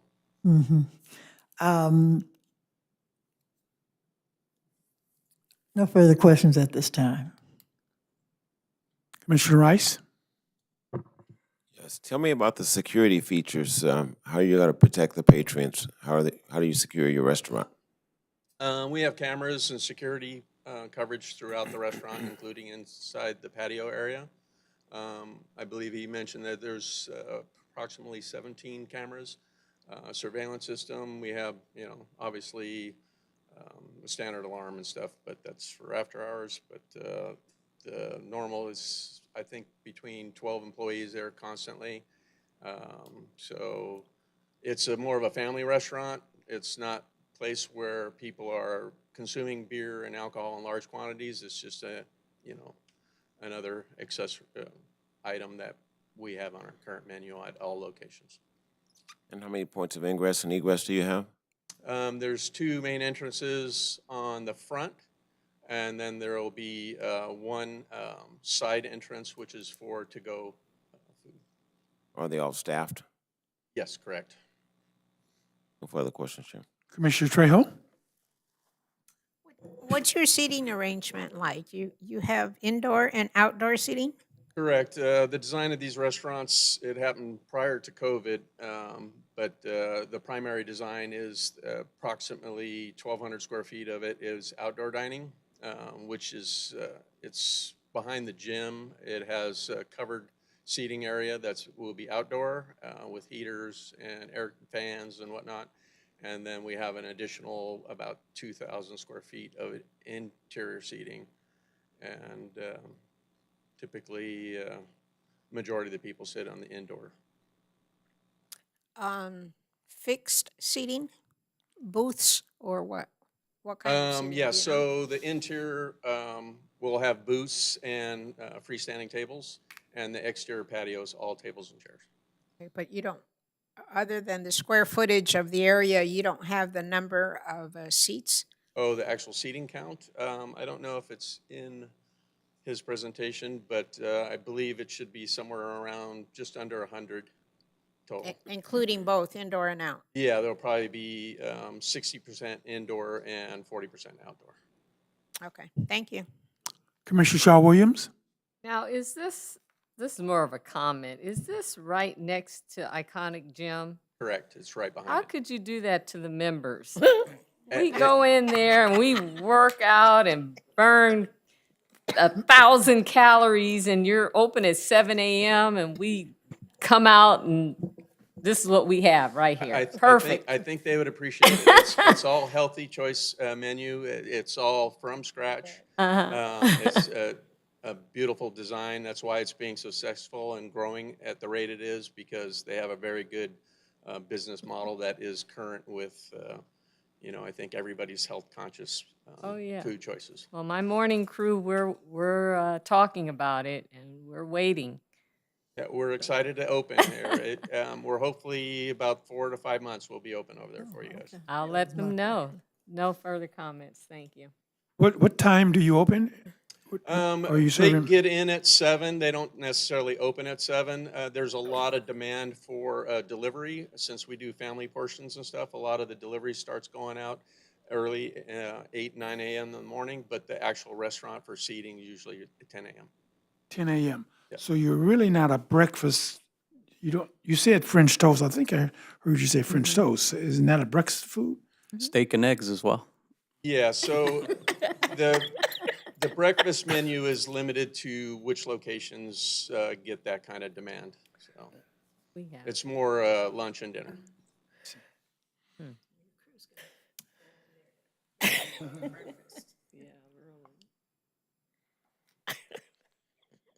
I have no other questions. Okay, we have any final questions for you? We're going to start off with Commissioner Fowler.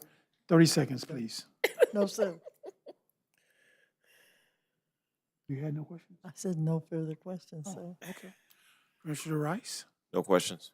Commissioner Trail, No questions, thank you. Commissioner Shaw Williams. No questions. Okay. Thank you. Is there a motion on the floor? Oh, I'm sorry. Is there anyone for or against this particular project? Please go to the mic, give us your reasoning, and hearing none, seeing none, we'll close that segment. And is there a motion on the floor, please? Motion. I recommend that the Planning Commission affirm the categorical exemption EACE 2025-101 and adopt the resolution approving SUP 25-00017. Second. Okay, it's been properly moved in second. We call for any questions? Hearing none, we'll call for a vote. Commissioner Fowler, Aye. Commissioner Rice, Aye. Commissioner Trejo, Aye. Commissioner Shaw Williams, Aye. Chairman Springs. Aye. Mr. Newcombo, is there an appeal process? Chairman, what'd you say my name is? Mr. Bernard? Okay, there you go. All right. I think it changed every item. Yes, Chairman, according to the IMC, anyone may appeal the decision of the Planning Commission by filing a written appeal within 20 days of your decision and paying the appeal fee. Okay, very good. We'll be by and get some French toast for sure. Yes. Okay. Madam Secretary, item 7A was a 7A. non-public hearing. Non-public hearing, item 7A. Non-public hearing to consider an application by Sandy Segal representing Newmark Merrill Companies, Inc. to allow the installation of a mural on an existing approximately 20,000 square foot, one-story commercial building that is part of an existing shopping center on a C2 General Commercial MU-1A Mixed-Use 1A Overlay Zone Property at 2730 West Imperial Highway. Chairman, if file is present, notice is not required for design review, and planner Angel Leon Martel is present to do a short staff presentation. Good evening, Chairman Springs and members of the commission. This project is located within the Crenshaw Imperial Shopping Center. It's located at the southeast corner of Crenshaw Boulevard and Imperial Highway, and has a Crenshaw Imperial Transit-Oriented District land use designation with C2 commercial zoning. In November of 2020, the Planning Commission approved a request for Design Review 2020-006 to approve a 936 square foot mural on the west elevation of this building at 2876 West Imperial Highway. On June 7th, 2021, the applicant applied for Design Review 2021-005 to redesign the 936 square foot mural.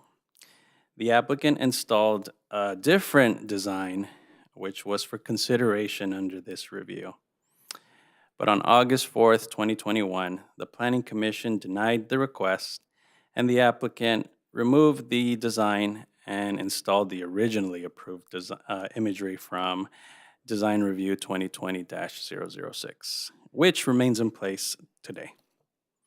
So the subject site is currently developed as a multi-tenant shopping center. The property is located near the southeast corner of the shopping center with neighboring commercial and residential uses. Property to the east and south is not within the city.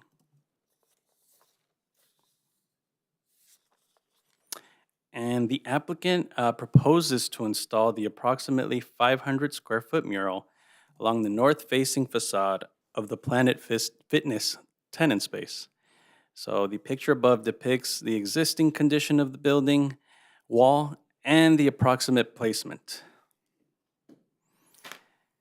And this is the 500 square foot mural, which will be located on that north-facing facade.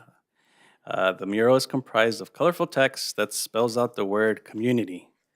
Each letter includes words, places, and phrases evoking a sense of belonging for patrons and the community nearby. The mural also contains symbols such as hearts and motifs that represent the community. Findings have been made that this project is in accordance with design review standards. They're there. As conditioned, the proposed project will serve as an enhancement to its neighborhood setting, and it will be compatible with the surrounding area. The proposed project is consistent with the Crenshaw Imperial TOD land use designation and is exempt from further environmental review. This concludes my presentation. I'm available to answer your questions, and the applicant is also present tonight, is available to answer questions as well. Okay, thank you, Angel. Okay, Commissioner Fowler, you have any questions for Angel? No questions for staff. Thank you for the report. Okay. Commissioner Rice? No questions, Chairman. Commissioner Trejo? No questions, thank you. Commissioner Shaw Williams? No questions. Thank I have you. no questions. Is the applicant here? Tell us about this. Hi there. My name is Edie Trott. I'm the Senior Marketing Director for Newmark Merrill Companies, and I also head up our Community Art Program. The Community Art Program was established actually in 2020 at the beginning of COVID, and since then we've installed over 35 murals at our properties within our portfolio. The Community Art Project came from the idea that a lot of our shopping centers are in areas where there isn't immediate access to museums, whether that's because of geography, economic hardships. And so coming from an area where I grew up and there wasn't access to museums and art, and I'll keep it short, but when I was 11 years old, my parents took me to the Boston Museum of Art and I saw a full display of Monet. And it was incredible and it was life-changing.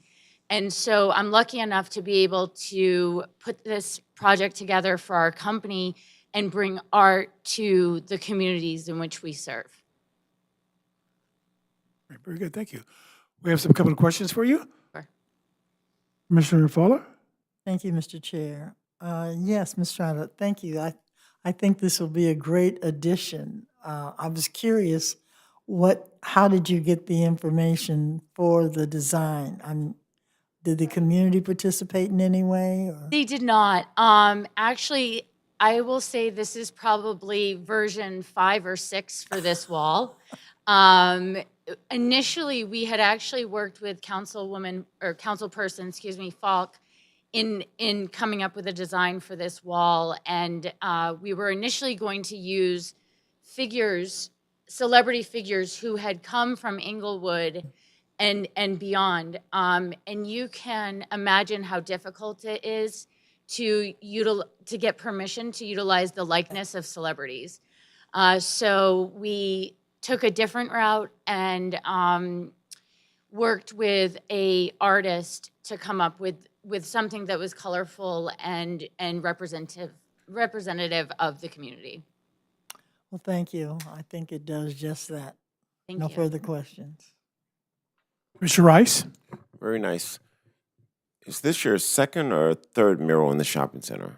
So, well, Well, excluding. Right, excluding, and I Right. want to apologize for that. I was on vacation when you guys had the meeting, and my colleague Tim, unfortunately, was put into a situation that we didn't quite realize it was going to go in that direction. But I do apologize for going outside of the parameters that have been set up in this city.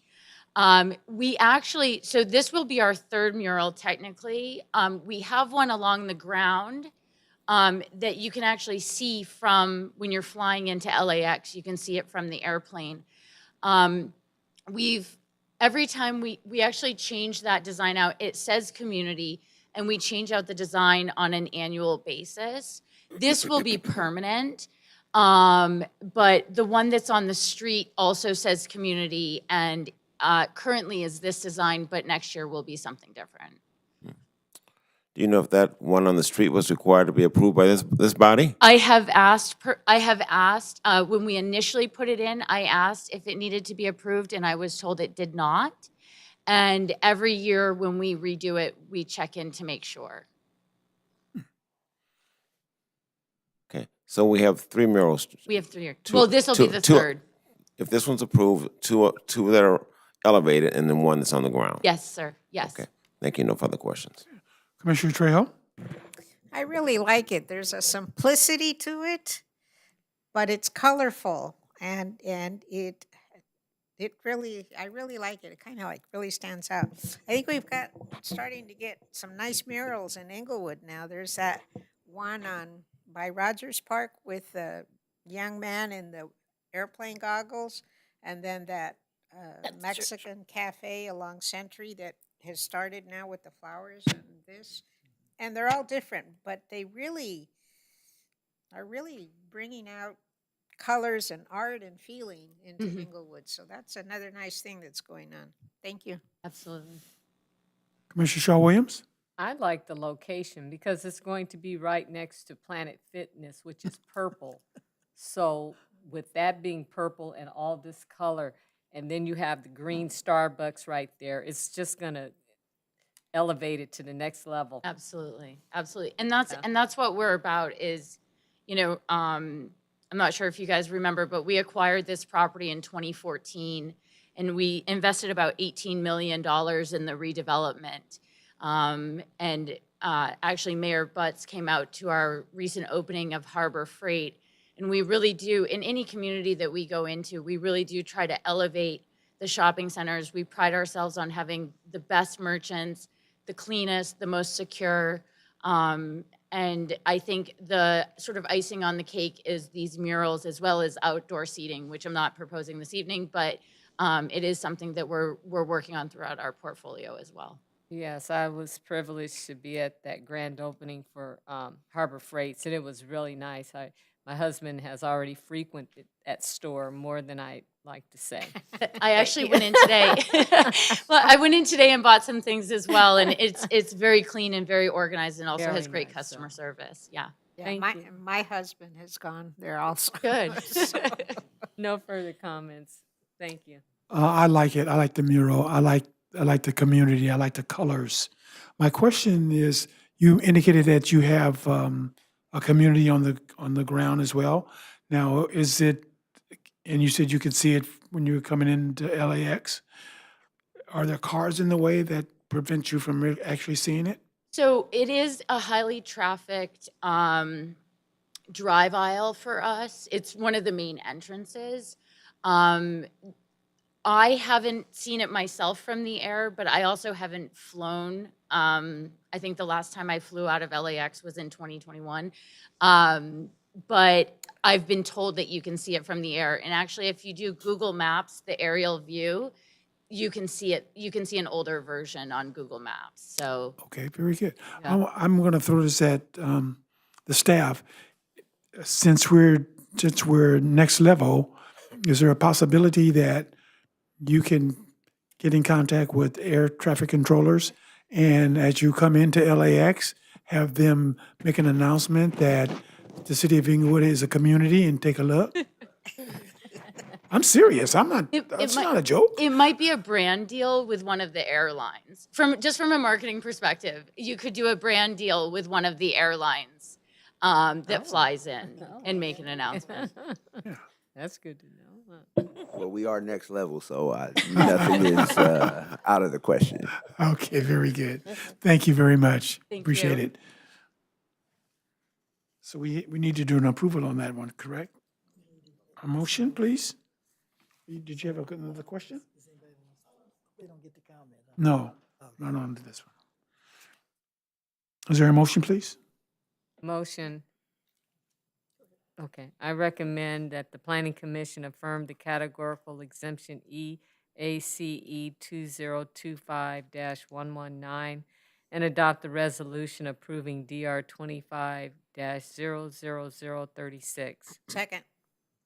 Been properly moved in second. We call for any questions? Hearing none, we call for a vote. Commissioner Fowler, Aye. Commissioner Rice, Aye. Commissioner Trejo, Aye. Commissioner Shaw Williams, Aye. Chairman Springs. Aye. There is no appeal process on this, there is, Mr. Yes, there actually is. The applicant can appeal the planning commission's decision within 10 days of your decision by filing a written appeal and the appeal fee. Okay, we're gonna go to 7B. Item 7B, a non-public hearing to consider an application by Kenrick Sanderlin representing the city of Inglewood for North Park Improvement Project.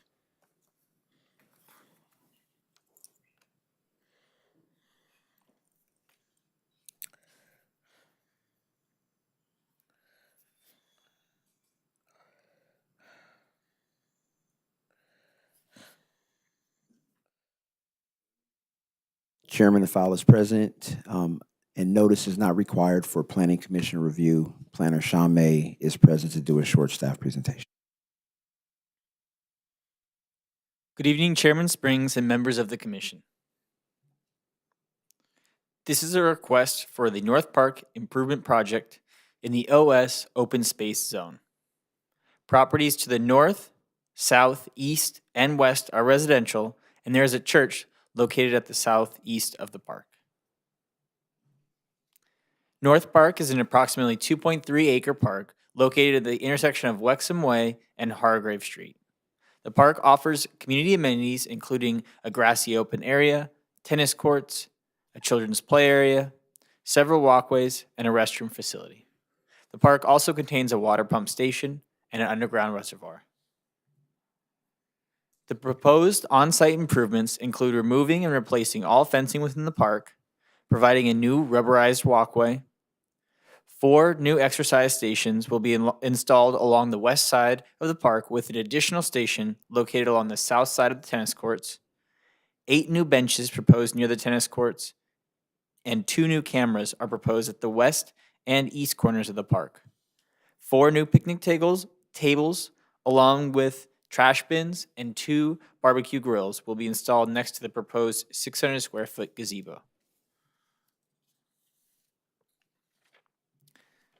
The design of the octagon-shaped gazebo is a 16-foot tall structure with 8 support posts and a metal roof. If the Planning Commission approves of the request, the applicant will be required to complete the site plan review process. A notice of exemption has been prepared stating the project is exempt from further environmental review.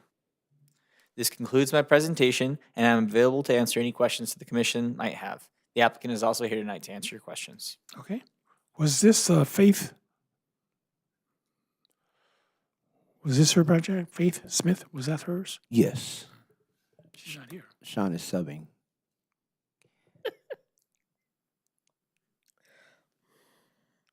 Okay, open up questions, Commissioner Fowler. Thank you, Mr. Chair. I just wanted to see that picture again. So I heard removing all the fencing. What is that along each side of the park? Because it said removing the fencing, so what is that anyone can access from all It- those spaces? It's removing and replacing. So Oh, it's and just replacing. That's the part I didn't hear. Thank you so much. No further questions, Mr. Chair. Commissioner Rice? We've been waiting a long time for that canopy. I think 2 years now. Thank you. Appreciate it. Good job. No questions. Commissioner Trail? The chain link fence that's being removed, is it just being replaced with new chain link fencing or what type? Yes. Okay, thank you. Commissioner Shaw Williams? No questions, thank you. I have no questions. It looks good. I drove by. It's going to be nice. If the applicant, please tell us about it.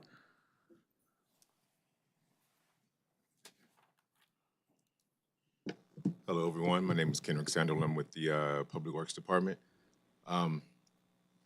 The project is pretty much to revamp the already amazing park. Currently, we have a decomposed granite walkway. When it rains, that walkway is not usable due to the decomposed granite becoming a muddy walkway. So the idea is to remove that and replace that with a rubberized walkway that'll allow for usage right after rain. We are currently installing 5 extra exercise workout stations that will also provide, the community there in the area to utilize, extra workout stations while the other ones are being used. The current fencing around there has been replaced and cut by our Public Works staff. So we're going to replace all of the fencing that's also around the tennis courts as well as the exterior, and also provide new gates for the park. Currently, there's existing wood chips in the playground area. So being that we replaced or added a shaded structure over the playground system, now we're removing all of the wood chips and going to put rubber tiles down, like you would see over at Ash Park. We are actually putting in 2 gazebos, one in the existing circular, I think it used to be a wading pool. There'll be one there, and then there'll be one near the restroom. Both are surrounding the play area, so parties can be had, and you can still watch the kids at the playground system there. And then last but not least, we are replacing some broken tiles that are on existing restroom, as well as replacing the bathroom doors. That's the gist of the project there. Okay, very good. We're going to open up for questions for you really quickly. Sure. Commissioner Fowler? Yes. Are there any additional security required as a result of this? Oh, yes, I'm sorry, I missed that. So there's 2 cameras that'll be installed. There's one here, and then there's also one here to help us seeing the whole park. And that'll obviously tie into IPD for their surveillance as well. Thank you. What is the timeline that you see for this project? We have 130 working days, so about 6 months, excuse me. 6 months. Yeah. Thank you. No further questions, Mr. Chair. Commissioner Rice? You have one rectangular pavilion here, and you have one 40 Yes, foot there's- diameter there's circular 2. pavilion. Correct. What's the composition? What is it made of? Sorry? What is it made of? It's exactly the same one over at Ash Park. It's steel frame. They're all steel frame. Yes, it'll have the same rock facade I don't know if you've been to Ash recently, but there's a rock facade on the bottom of all the pillars, and then it leads up to the steel framing. And the playground shade structure, it allows sun to penetrate. It just Yeah, so that's dampens currently it. existing right now. So, but yeah, it's a breathable fabric. All right, very nice. Thank you. Commissioner Shaw, Trio, No questions, thank you. Commissioner Shaw Williams. Very nice. No questions. Thank you. Very nice. I have no questions. Okay. Is there a motion, please?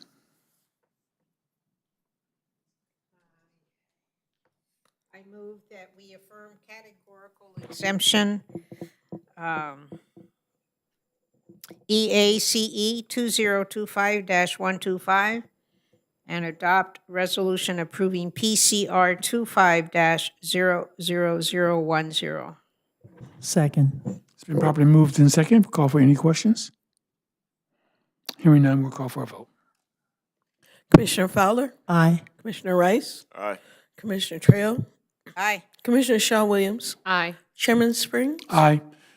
Is there an appeal process? According to the IMC, the applicant may appeal this decision within 10 days of the Planning Commission's decision by filing a written appeal letter and paying the appeal fee. Okay, very good. We look forward to seeing that. That's at North Park, right? That's Park. Councilman Padilla's area. Chili cook-off.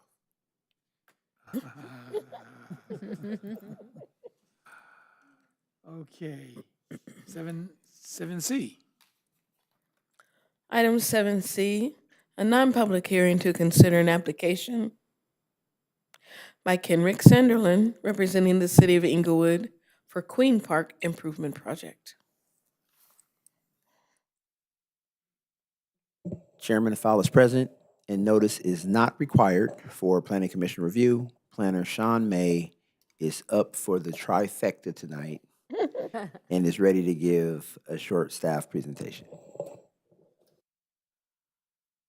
Good evening, Chairman Springs and members of the commission. This is a request for the Queen Park Improvement Project in the OS Open Space Zone. Properties to the north, south, and west are residential uses, and the property to the east is a parking lot. Queen Park is an approximately 1.2 acre park located between Queen Street and Manchester Terrace. The park offers community amenities including a grassy open area, picnic benches, a playground, a learning garden, a central walkway, and a restroom facility. The proposed on-site improvements include a new rubberized walkway around the park's perimeter and central walkway, 5 new trees, 5 new planters, 4 new benches, 3 new picnic tables, and a proposed gazebo. The restroom facility will include new fixtures, tiling, a re-roof, and repainting of the building and its attached trellis structure. There will be 2 new security cameras installed on the site near Queen Street and adjacent to the proposed gazebo.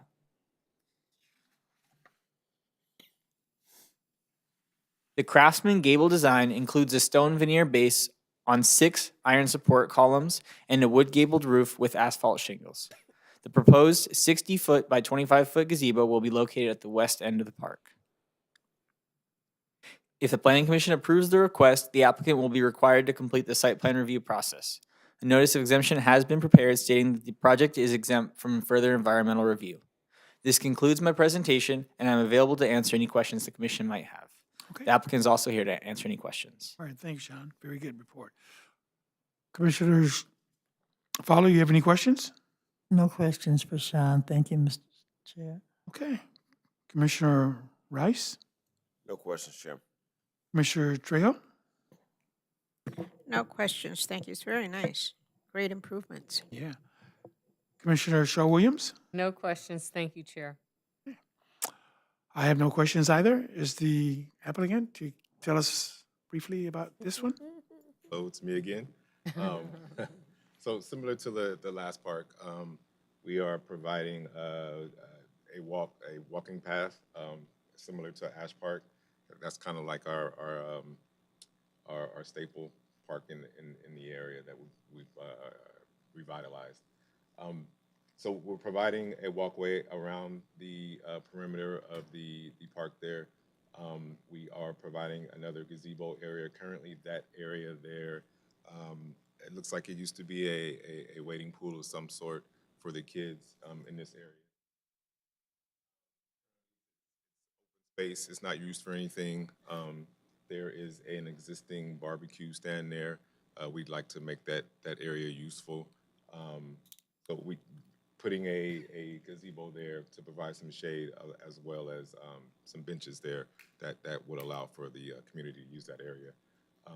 We're establishing 5 trees to the, I believe that's the west of the property, that provides some privacy for the apartments that's next door.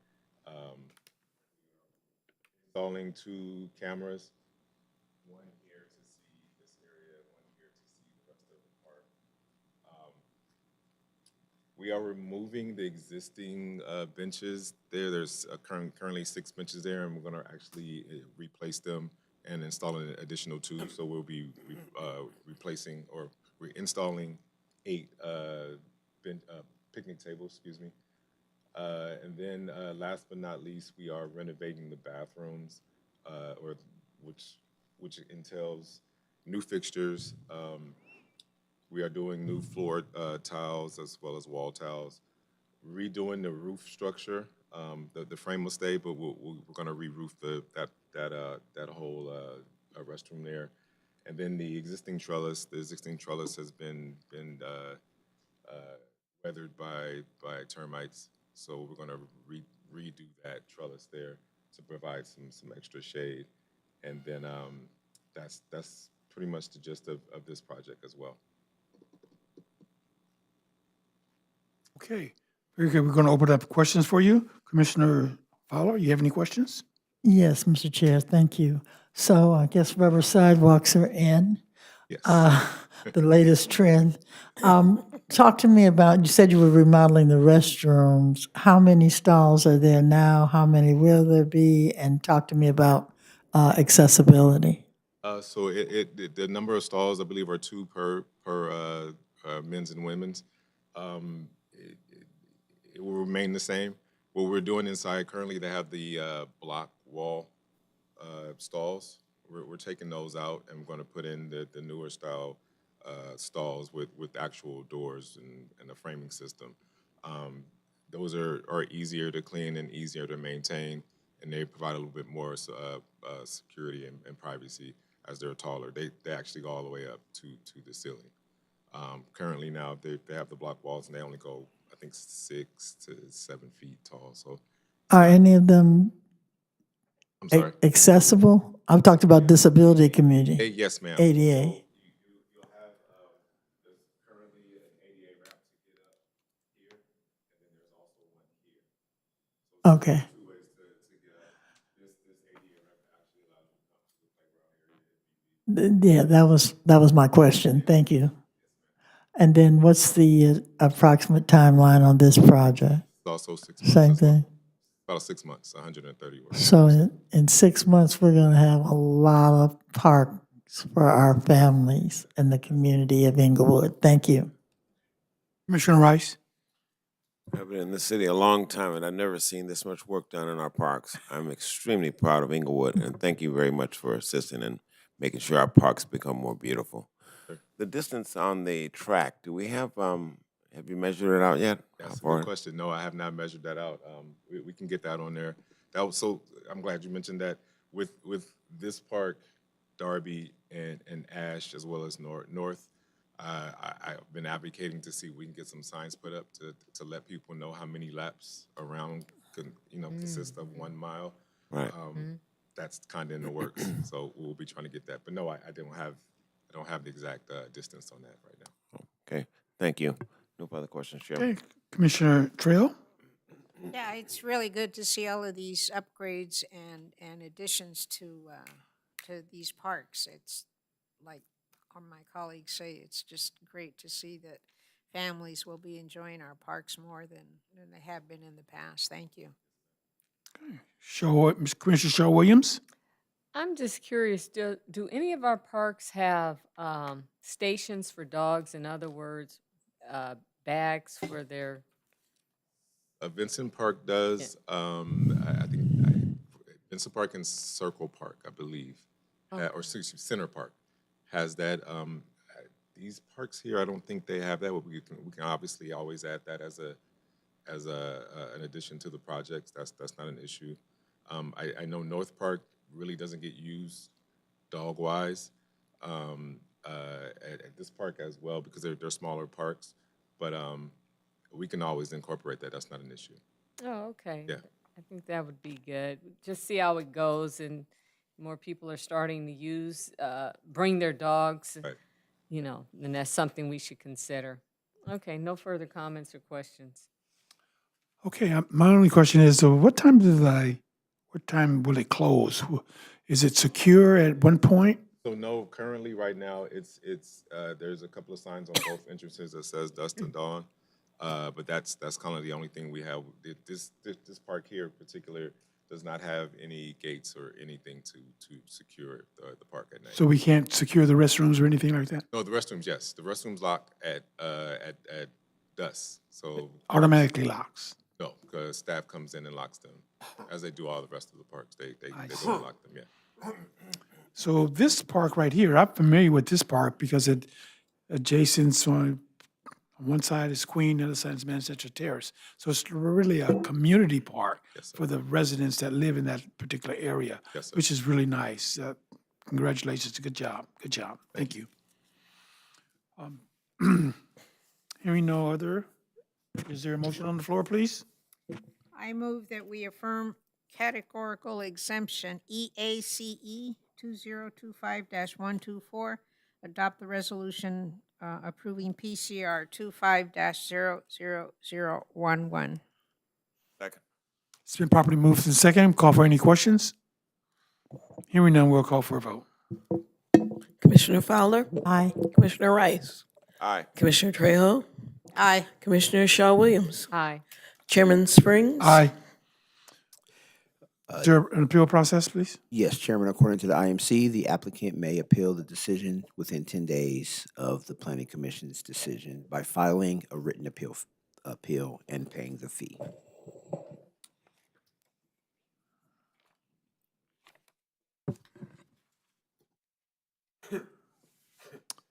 Okay.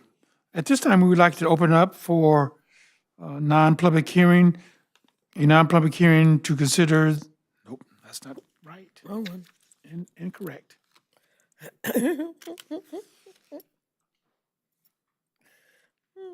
Public comments, anyone wishing to address the planning commission on any items within their jurisdiction and not elsewhere considered on the agenda may do so at this time. Hearing, seeing none, we're going to close this segment. And now we're going to open it up for commissioners' initiatives. We'll start with, and we're only going to give you 2 minutes. We're going to start with Commissioner Fowler. Thank you, Mr. Chair. First, I would like to welcome Senior Planner Ms. Brooks. Look forward to working with you, and I hope it was an eye-opener for today of what you can expect. Secondly, I want to thank for the opportunity of attending the APA conference. I did learn a lot. I do see the work and respect the work that goes into all of our planners, particularly also the opportunity to talk and meet with other commissioners and planners from around the country. It's interesting. I also say that I would like us, as a result of that, to spend a little more time in recruiting giving opportunities as we have with Mr. Perron and interns, and seeing what we can do more with our youth here in Inglewood to understand the potential careers in planning. The third thing is, due to the holidays, Councilmember Gray's office, because of the holidays, will be closed. Hours will resume back in January, and you can see the newsletter for that. finally, I would say, I hope everyone has a safe and blessed Thanksgiving holiday. Thank you, Mr. Chair. Okay. Commissioner Rice? Ms. Brooks, welcome aboard. I spent a lot of time in the planning and building and safety department, so I look forward to working with you. I want to just applaud the city of Inglewood and staff for investing the way that you have in the planning commission. I mean, the results are here. That we're all in and the city's all in behind us. We just want to let you know how much we really, really appreciate it. And with that, wish everyone a very, very happy Thanksgiving. Commissioner Trejo? I too want to welcome Ms. Brooks. It's good to have you as part of the Inglewood family. As you can tell, we're all very close. We all respect each other, have some times don't agree with each other, but we all work toward really, really having a great city, and we're glad that you're a part of it. And I'm sorry, Mr. Caraltis, did he leave, I guess? So I can't say the same, but I do wish him the same, that he's part of the Inglewood family. And the APA conference was just really a fabulous time. I've attended several, well, I've attended, I don't know, 3 of them, 3 or 4. And as you said earlier at the beginning, we being the city of Los Angeles, we really were the star of everyone we met. As soon as we said, oh, we're from the city of Inglewood, I mean, the first thing they would say is, wow, you're from Inglewood? First time we've ever been greeted like that. And even just in Philadelphia when we were there, but some people sort of recognize the city, but nothing like this. And it was just such a great thing to see. And I look forward to attending more, but I think a lot of the planners look forward to hearing more about the city of Inglewood and how in such a short time the city has achieved so much. And it's kudos to the staff and staff out here that really have put every effort into really making our city shine, and it's such a great thing. We can be tough sometimes, and it's only because we want the best for our city. But again, kudos to staff, to everything that you're providing for us now that makes our job as commissioners challenging right now till we get used to it some more, but I'm getting better with my pencil here, okay? And I think, wow, this is like a coloring book sometimes. Thank you, Bernard. We appreciate your patience as we transition. But I'm so proud of you. I mean, like, this is awesome watching you tonight work with them iPads, and I'm watching you scroll and take notes, and so we really we appreciate the partnership because that's what this is. Yeah, I know he cheated. Commissioner Shaw Williams? First and foremost, welcome, Ms. Brooks. Glad to have you aboard. I had a great time at the APA conference, like my colleague, Commissioner Trejo said. Once we said we were from Inglewood, they just lit up. They knew exactly what we were about and was so gracious. Some of the booths we visited wanted to just give us everything. Oh, you're from Inglewood. Come over here. We got this, we got that. It was a good time. And also my experience, I just got back last week on almost 3 weeks. We flew to Barcelona, Spain, stayed a few days and boarded our cruise ship for 14 days, did a transatlantic cruise from Barcelona to Orlando. But anytime someone asks, yes, Chair. Anytime someone asked me where I was from, I would say Inglewood, and they knew. And this ship was only 4 years old, so there was about 5,500 passengers on board. It holds 6,500. And they knew Inglewood, and I was so proud of that. And then I had to get on my husband. He'd say, oh, I'm from Los Angeles. I said, you need to stop saying that. And then he got on board with me and was like, I'm from Inglewood. He wore his Inglewood T-shirt and everything. So But thank you again for the iPads and making our job easier here. That's it. Okay. I thought you were going to be bragging about your trip. I didn't know you was, going that direction. Okay, very good. First of all, Ms. Brooks, congratulations. Thank you. Welcome aboard. You still owe us lunch, though. I just want to let you know. Not going to get away from that. No, just kidding. But the APA, oh, it was phenomenal. The city of Inglewood, it's the next level is the city of Inglewood. And we're known throughout the state of California, not only in California, but other parts of the country, as she mentioned, other parts we're known. So you guys, staff, you guys have done a tremendous job. I am so proud of you, and you guys make us look good as well. And sometimes I know I'll get on you guys. It's nothing personal. It's because I love you, and I want to make sure that what you're doing is good for the community as well. So if I seem a little hard, I am. Okay, no, just kidding. I have a question in regards to the structure that's being done on La Brea and Hyde Park, where it used to be DMV. What is that going to be? Is it going to be another DMV? Yes, it's my understanding that they're rebuilding the DMV. So they're not coming here for not for the planning commission for anything? No, it's a state-owned State-owned. facility, and so they have their own process. Okay, great. I want to wish everybody a safe and good holiday. It's Thanksgiving. What we do for Thanksgiving, we're not only thanking for our families, we have to thank for our Heavenly Father, who we should acknowledge all the time, because sometimes we say thankful, we say thanks, but we're not saying who we're saying thankful to. So it's not about that turkey that's on the table. It's about our Heavenly Father and Jesus Christ.